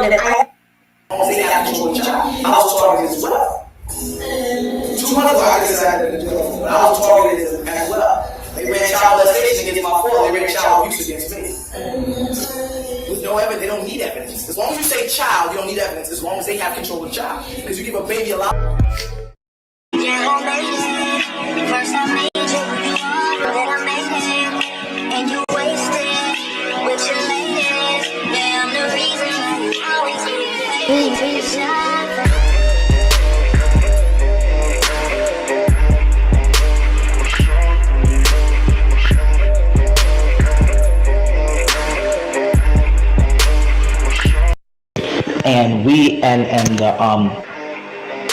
And her family is more of a deep Christian faith, Pentecostal affiliates, and things of that nature on both sides, both his father's side and his mother's side. Of course, dealing with the South and the West Coast is strong and deep in Christianity and religions. So they don't really appreciate me introducing their daughter to it. And then when you have a system like the Nuwaubian Nation, where it's not just, okay, we're two hippies in the house playing meditation, but there's an entire nation, there's an entire way of life, a dress, everything, a language, and then you call your daughter, instead of her greeting you saying the hell is low or hello, she says rahubat to her own parents. They find things like that disrespectful. And when I brought information to them about it to try to make them understand exactly what we're about, what we teach, etc., it was all rejected from the start. Numerous of threats were thrown at me for yada yada yada because of the anger of what the doctrine does. The doctrine is a very high level doctrine. It's consciousness, it's knowledge of self, and it awakens one's being. So it became, they looked at their daughter instead of looking as their daughter, and she can make whatever decision she chooses, marry who she chooses, and do what she pleases with her life as a woman far above 18. But, you know what I mean, instead of them looking at it like that, they looked at it as disrespectful, attack against their family and their way of life and different things like that. So all of this is really blackmail to get her to leave me, which is not going to happen. Me and my wife, we have a lovely lifestyle, a lovely family. These allegations have absolutely nothing to do with me. It's simply slander. It's going to come today and be gone tomorrow. But Prince York is still going to be standing here, you know, teaching his people and getting necessary souls saved and getting things done for our people. And maybe one day I hope that they do wake up, and I wish the best for my stepson. I don't have all the details on his current situation, so I'm not sure with everything that's going on. His mother usually deals with stuff like that. Me, I don't really deal with a lot of raising of children. I'm mainly on the road and teaching and different things like that. So when I'm in town, I take my son. My relationship with him is actually very well. I would take him out and we would have a good time. He was into boxing and different stuff like that. But as far as affiliation with any abuse, those are all lies and created to be a destruction of my career. If I wasn't Prince York and I wasn't teaching and international and all this other stuff like this wouldn't even exist. But they know exactly who I am, etc. So that's pretty much the situation, as I said. It don't sound that bad, but it's...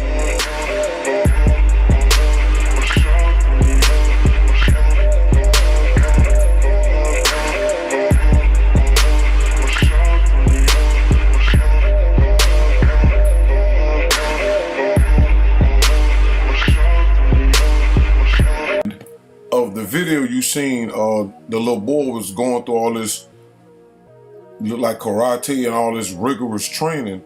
And y'all, I wanted to add this on. If you go to Solomon's York page, right? On Sal York, this is what he got on here, right? He said, rest in peace, Colonel. You definitely had us on this type of ish deep in them woods. I love and hate you all in one. And York had a son that put out a book. I still got the book. He was talking about how York had this this ex-military guy had them doing military training, and it was really, really rigorous, and they called him the colonel, and they was really putting them through a lot of hard stuff that they, as children, they felt they shouldn't have been put through. None of this stuff is being made up. So when I was talking to the guy at the police station, this is part of them being put through hardcore training. And you can see this right here. Solomon York is clearly, even though he's rest in peace in the dude, he's still like, yo, they still were put through hell. Military for what? They ain't do nothing with it. That was a waste. At least in this particular case, these children end up becoming some type of, teachers and marshal, but still, this is just a little bit too much. But he's using this as an example that they was put through training. Even the little boy is crying and going through all this for what? Because some adult want them to be greater than great before they even get there. So once again, nobody has to lie on them. If you know where to look, you can see it.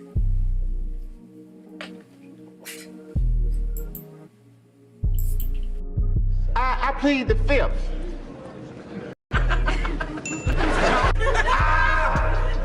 I said there are so many amendments in the Constitution of the United States of America.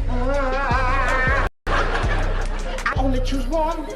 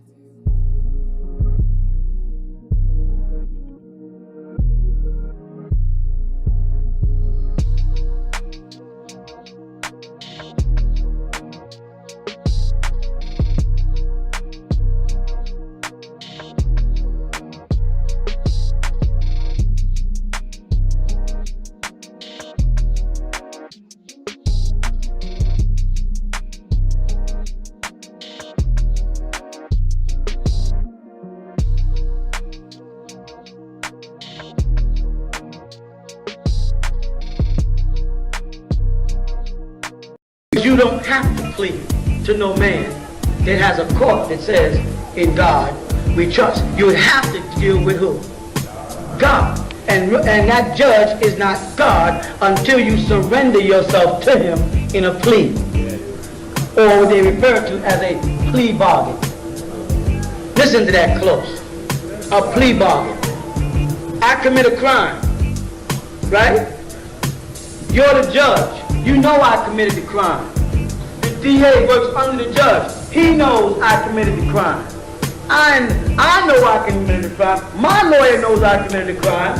And I can go into the back room and make a deal called a plea bargain.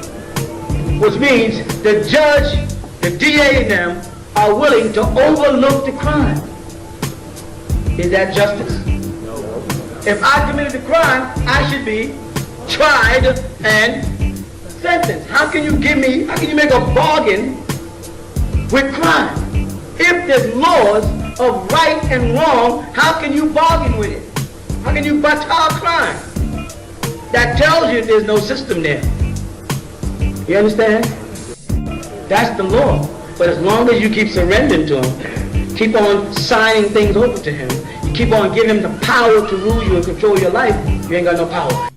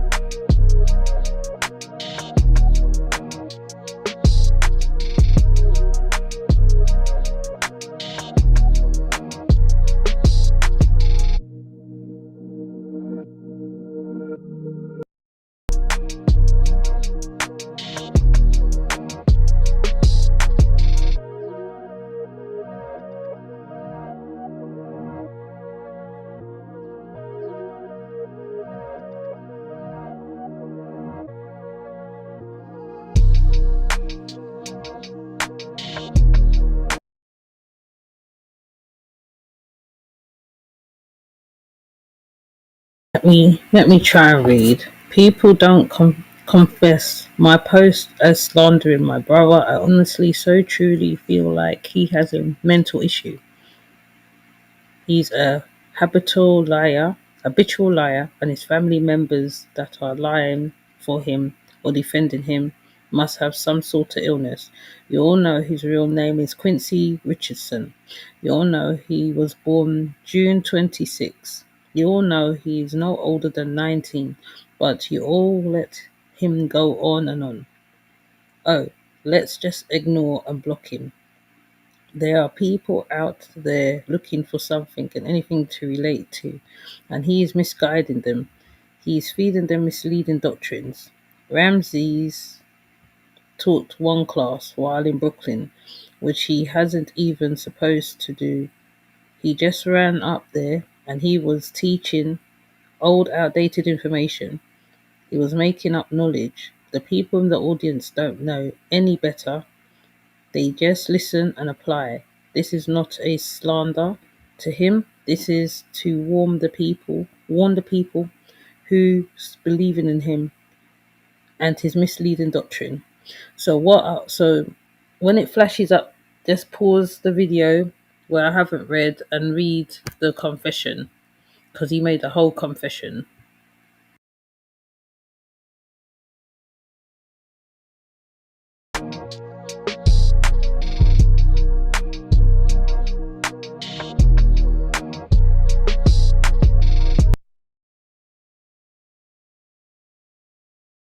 In case you can't see for where you're sitting, let me see closer. So you think a Facebook status is helping you and you can't even spell his name correctly.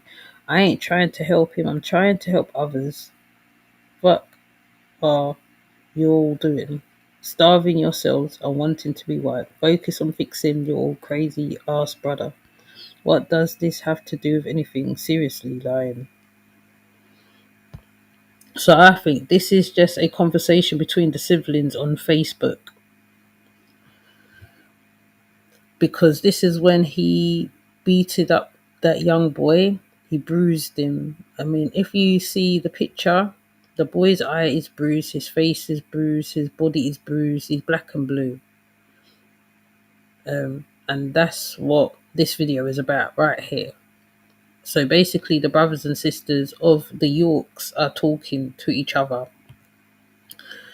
and they're not really happy of what has happened right now at present.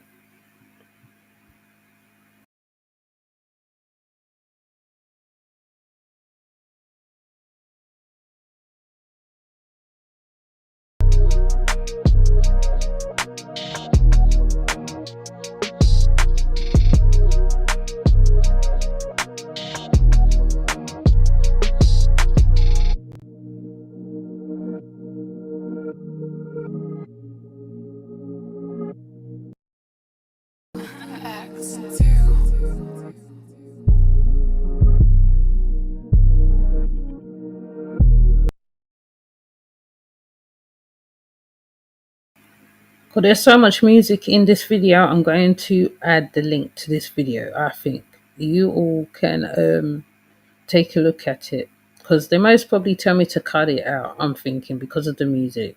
Okay, so what we're going to do, I'm going to move to the next segment where young Prince York, I think he disappears for a little while. Hold on, let me get back my screen so I can see what's going on. And then he appears dressed like his dad. Let me see if I can find it. I'm not going to play the one with Polite. Hold on. I'm not going to play the one where Polite is interviewing the victim, because Polite states where he stands on that one and what he thinks on it. And he wasn't for the victim at all. So let me see if I could get another video.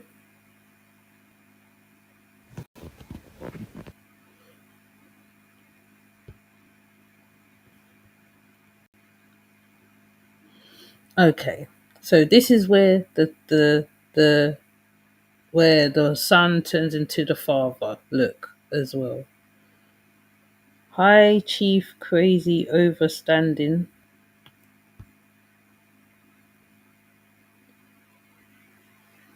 So I'm going to play this. I feel that because it's going over 2 hours mark, I might have to come back again because there is another part to this where the children or the people who grew up in the compound is talking amongst themselves on a Zoom, and they really, they really see this man for who he is. This Dwight York for who he is, basically. Um, but what I'm saying is, please put in the search, Umi York as well. She does an interview as well. I think, yeah, Umi York, and I think Jacob York as well. But in the search of the channel, you'll see Umi York or Ramel Ma'at. It will come up with Ramel Ma'at's video. No, either Ramel Ma'at or one of them, and you will hear Umi talking about what happened in the compound as well. But with the second part, I'm gonna play the people who lived in the space as well, the children that came up as well. So it looks like it's gonna go into a two-part, but it won't be as long because we've done the base, we've done the foundation part. So what we're gonna do now, we're gonna show the son, one of the sons, because Jacob York ain't in it. Jacob York ain't want to have nothing to do with his dad at all. So you hardly see him on interviews or whatever. But the other son, Prince York, he turns up in a lot of places, transformed everything like his dad, looking like his father. So we're going to play him.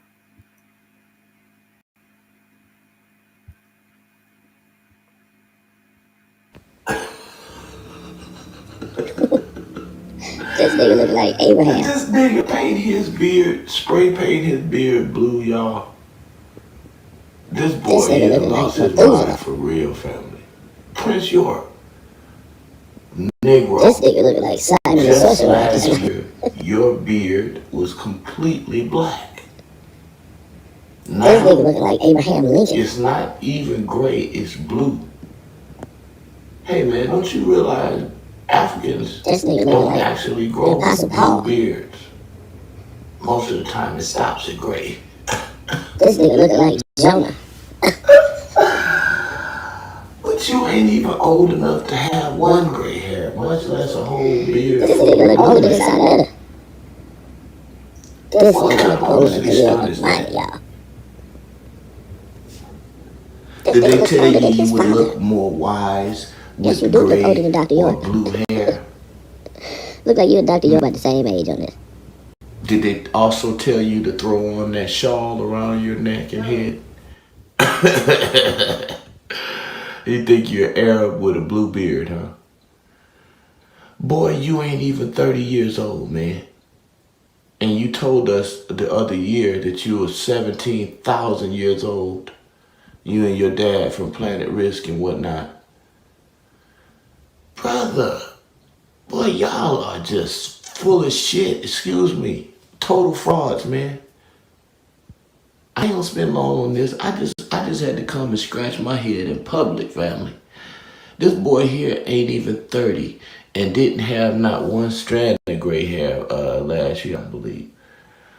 Now he pops up on the screen, the spray painted his beard blue, the spray painted Christmas, done got him a bottle of snow for the Christmas tree, and spray painted some of that spray paint snow. You know that stuff, that frost you spray on your Christmas trees.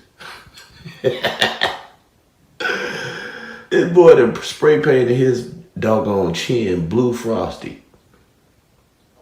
Frosty blue. Damn, man, I feel sorry for y'all.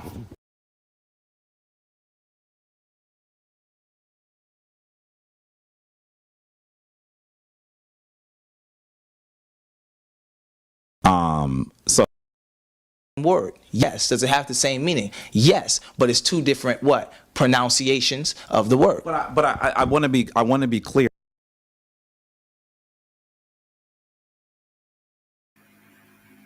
Now, keep in mind, this is a very young man. Still, he's still young. Actually, I think he's 28, something like that. He's 28.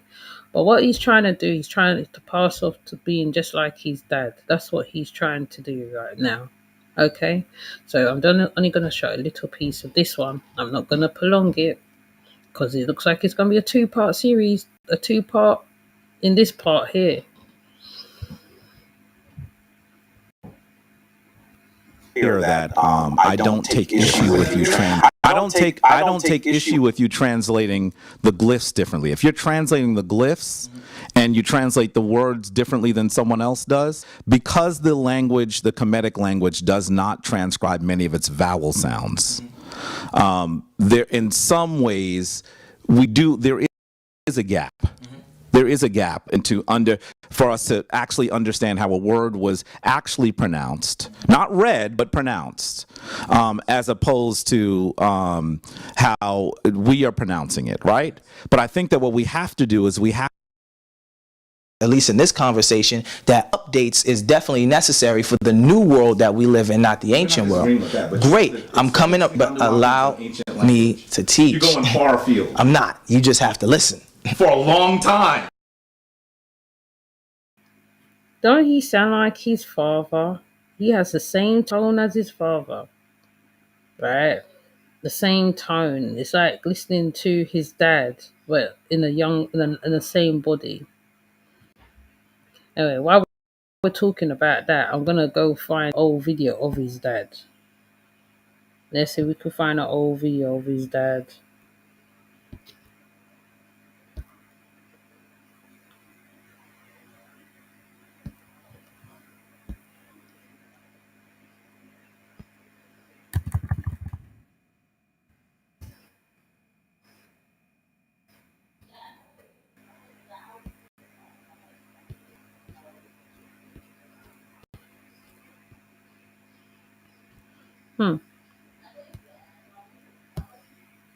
Yeah, I'm going. Let me hold up. Give me a minute.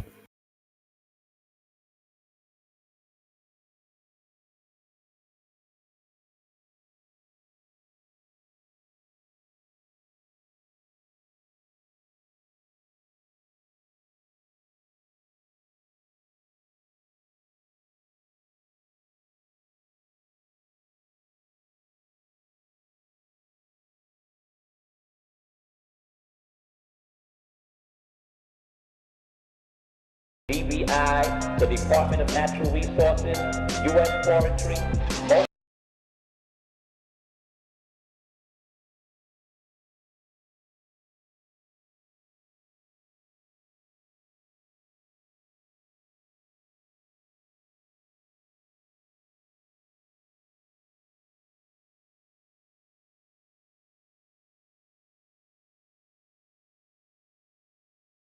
Or the sons of Elohim.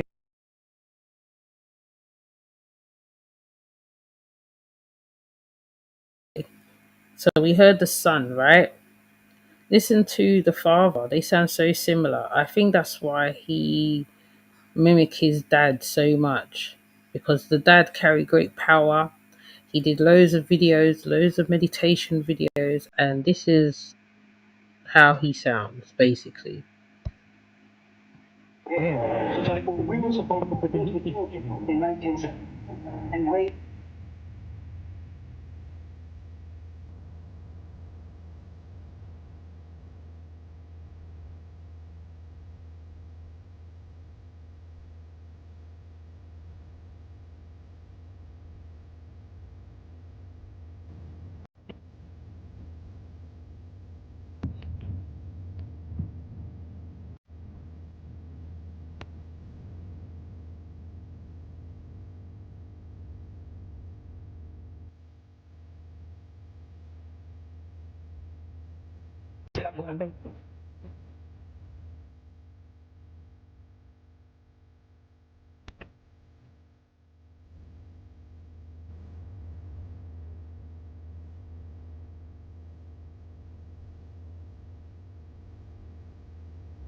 Good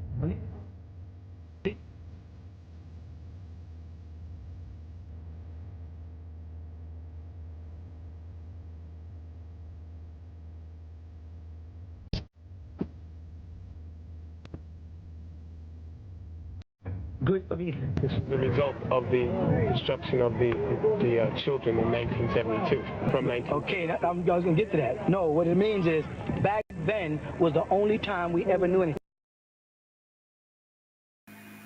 So while he was preaching all this, he was doing a lot of stuff behind the scenes, like whether the members or believers believe what was going on, they turned a blind eye, because the children is shown in this video here. You see the children in this video, and he talks about the Elohim, which, as the young lady stated, the Elohim was coming from the young mothers that he impregnated. So, yeah. Now, I don't think I can put on the other piece what I have to put on, because it's going to be very long. I'm going to come back and do a part 2 with the Dr. York, because there's more people talk out against this man, and that's why he was able to get trial and to be where he is. And I'm saying, I'm not a hating black female, but when this predatory thing happens, right, and you, especially the women were so busy working hard, doing everything, doing loads of stuff, and in the meantime their children was getting abused as well. So many victims have spoken out in all different ways. Some of them, I think they did get threats, I'm not sure, but I know threats was thrown around. Polite ideally said that how Dr. York could forever be his father, you know.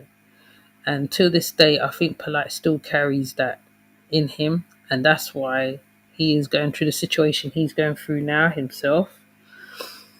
So I can't play the other one because we're going to 3 hours on this video, which is very long. We've heard quite a lot, even on just this one video alone. We've seen the father and we've seen the son. Now, mind you have to keep in mind, these organizations was probably formed for good reasons, and then it's turned into shit. Right? So we have to keep certain things in mind. Now, it's not the organization itself. Sometimes it's the people, the leader that's running it. The leader always have a pattern. Now, if you listen to all the series from the first cult that I did to this cult, you'll hear the same pattern. Charisma, dress, he looked sharp. He wanted to start his own nation, his own tribe, his own whatever. That's how it always starts. And then afterwards it turns into something else later on. So I'm going to come back and do a part 2, because there is another part I want you to listen to. For those who haven't heard that particular one.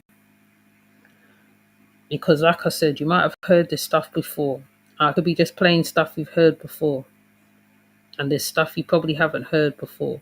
And that's why it's good to go outside of the conscious community sometimes to get some sound bites, because you hear from the ones who just researched on the people, and then they come back and they probably had an interview with somebody, and you hear it from the horse's mouth. Okay? And like I said, even Trips have one where they are doing the Freemasonry thing, where they're spinning in circular motion. I can't find that video. You have to go to Trips' channel to see that one, because I think someone forwarded that one. So, yeah, the Elohim is Anunnaki. Yeah, it is the Samaritans. Yeah, he knew a lot of knowledge. This man as well, and he used it on them to their disadvantage. Okay, so I have come across some cult rescuing organizations while looking through the cults and the FLDS. I'm not straying from the subject now, I'm just saying now. I am literally gonna find the organization and like give money, but I'm also doing my one to help people PTSD, because I have helped somebody on the YouTube streets. They know who they are. I don't need to call their names out, but they know who they are, and I feel that I can help others.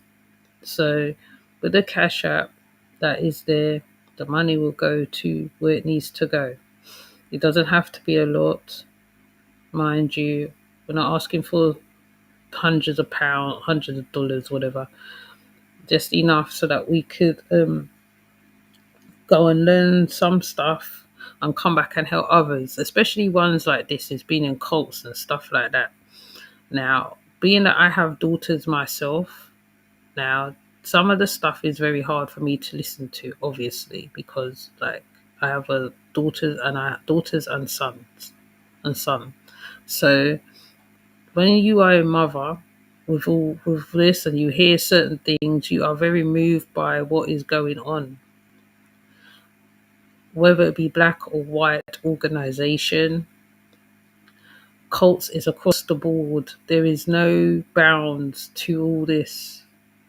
White and black, I repeat, because I repeated this the last time. It doesn't matter whether it's white or black. They do the same thing. Some inflict great pain on others. Some kill, some the other way. You never know which way it's going to go. Okay? They always go into certain things, Freemasonry, whatever they got to go through. They use all this divine interventions and stuff like that. And the followers get caught up in it so much, it turns into something else. Now, I think the biggest indicator is when you are separated from your child and your child is separated from you. That's the biggest indication. All right. So there is more cults in America than per se the UK. Now there are some modern ones too. So we're not gonna stray. We're not gonna keep on the old ones because there's some modern ones that is around as well. But Malachi Z. York was the biggest case going, and they're still fighting it to this day. Aisha, what do you believe about the dinosaur? Do you believe things so? Emil, why are you... Anyways, certain Christian Hebrew doctrines denounce and deny that they are existed and that they were invented. No, I don't think... People talk about evolution and stuff like that. I do believe evolution happened, so I'm not going to pretend like it never, because there is dinosaur bones everywhere. As for the Freemasons, there is a higher thing at play in most things, and being that my grandmother was an Eastern Star at one point, so I ain't gonna pretend like they don't exist. There is a lot still to be discovered. I can't say that I know that whatever. I'm just some things I'm just learning myself. Okay, the Freemasons are very deep. It's another deep eclectic group, a deep group. They are brought into many groups. Many groups. Aleister Crowley used it. Freemasonry, I think, at one point. Aleister Crowley and others has used this as well. Sex magic, you name it, they used it. So, yeah, I don't really want to go in quite deep, really. I'm just about what I've got in front of me right now. I got to keep to what's in front of me right now. So there's going to be a part 2 because it's so late. It's going on 3 o'clock right now. I'm not going into 4 o'clock tonight. I ain't doing it because I'm tired. I was tired earlier. This thing was bugging me to do because I did something else instead of doing this one. But this one was bugging me. Well, those people believe those dinosaur fossils are fake and they were planted underground. Yeah, well, who knows, innit? That's not important right now. We're going to stick to the Nuwaubian topic right now. We're not going to stray from it. Okay, email, we're going to keep to the topic. Keep to the topic, okay? So, there is going to be a part 2. There is a part 2 coming. Because we don't want it to go into 3 hours now.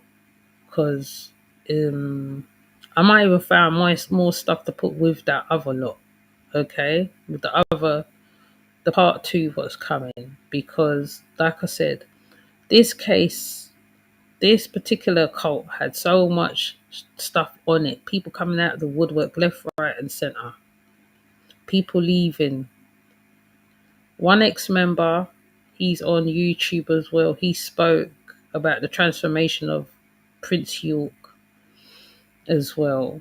He spoke how he felt, how he got caught up in it. I was trying to find his video, but I don't know whether he's changed the name on it or he's done something to it. I don't know. Anyway, but he is also spoken out as well. And there's others, like I said, there's Umi York, there's Jacob York. He's spoken out. The list is long. It's long. There's no other way to say it, basically. I'm trying to put it in one video. In this case it's impossible. Whereas like with the others, I could put it in one video. This one is turned into 2 videos by itself. So like I said, I play the son because I'm showing the son how he's mimicked the father. Okay, because the other children ain't doing it. Yeah, and the fact that how he lived like a king and they lived in poverty. One lady on Bigo said that when she was there, I think she did explain how she lived as well. I can't remember exactly. It was that long ago I heard that story, so I can't remember verbatim, as the Americans say. I can't remember verbatim, but there is a lot of stories. There's a lot of stories. When you're researching York, there's so much stuff that you see. Even you are like, wow, it's overwhelming. Hearing the stories and the people go into great detail of the abuse on top of it. So it's not like you're just hearing the overlay, you're hearing the whole detail. Especially from the women, the girls who grew up there. One girl went to Montel Williams as well. And she explains about how she escaped and what she had to do and how they treated her. So, yeah, basically, I can't really I'm not going to go on any longer. It's going to be 3 hours in and I'm not doing 3 hours video. We're going to have a part 2 on this one.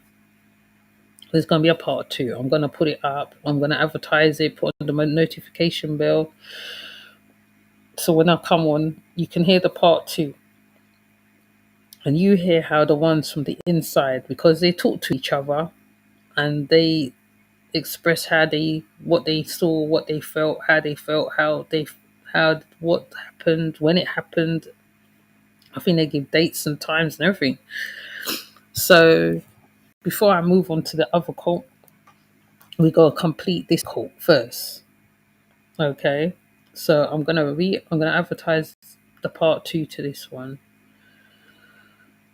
And yeah, so because it's 3 o'clock, I'm gonna get some sleep because it's 3 o'clock in the morning. This is I haven't done a late video in ages, and this is the latest one, you see. So I'm gonna find a video what Trips did where she shows the Freemasonry and put it underneath this video so you can see for yourself all the shenanigans that was going on too. I think she's done 3 of them. I'm gonna put her link underneath the video because she covered York as well as, Remy Elmaat. I think he covered York. Somebody else covered York. Tar covered York. There's quite a few people covered York case. So yeah, I am going to go to my bed before I get a headache tomorrow, and I'll be proper tired, and then I have to go take some caffeine tablets to wake myself up. So yeah, well, thank you for those who came through. Now, Bigo, what you got to do now? You got to try and turn up. I'm not telling you what to do, right? I'm just saying, suggesting. You reach and you put in your 5 pence because you must have a lot to say. I know you have a lot to say, in fact. I don't know about paneling on this one because this is a very deep something. I know this is very triggering to our people.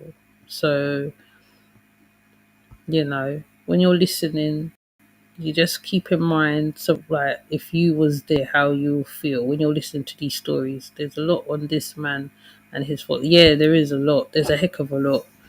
There's too much. There's too much on this one man. He was wanted. He was he wanted. I can't think of the other word. I can't think of the other word right now. He was so big, I think he made it to Discovery Channel or one of them. I can't remember. He made it to one of them channels, that's for sure. The case is that big. So, yeah, I'm going to come off. I'm going to go and sleep, man. There's going to be a part 2. I might do it tomorrow, or I might do it on a following day or following night. I'll see what happens. But I'm going to put up the advert, put on the notification bells. I'm gonna put this on the other channel as well. I'm gonna back it up. If they tell me to cut out stuff, it's fine. I just put it on the other channel, and yeah, sub to the other channel in case of anything. And yeah, we'll see.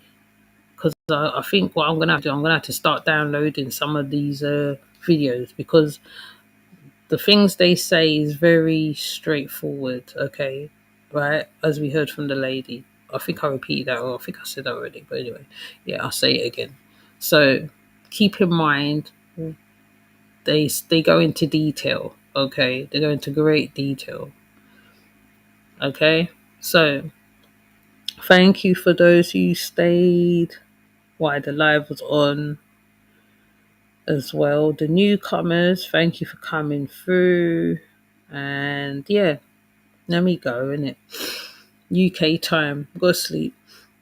Because I'm normally listening to other people's lives. I normally wake up and I turn on and I'm watching other people's lives. So for me to be up this time of the morning, that's interesting.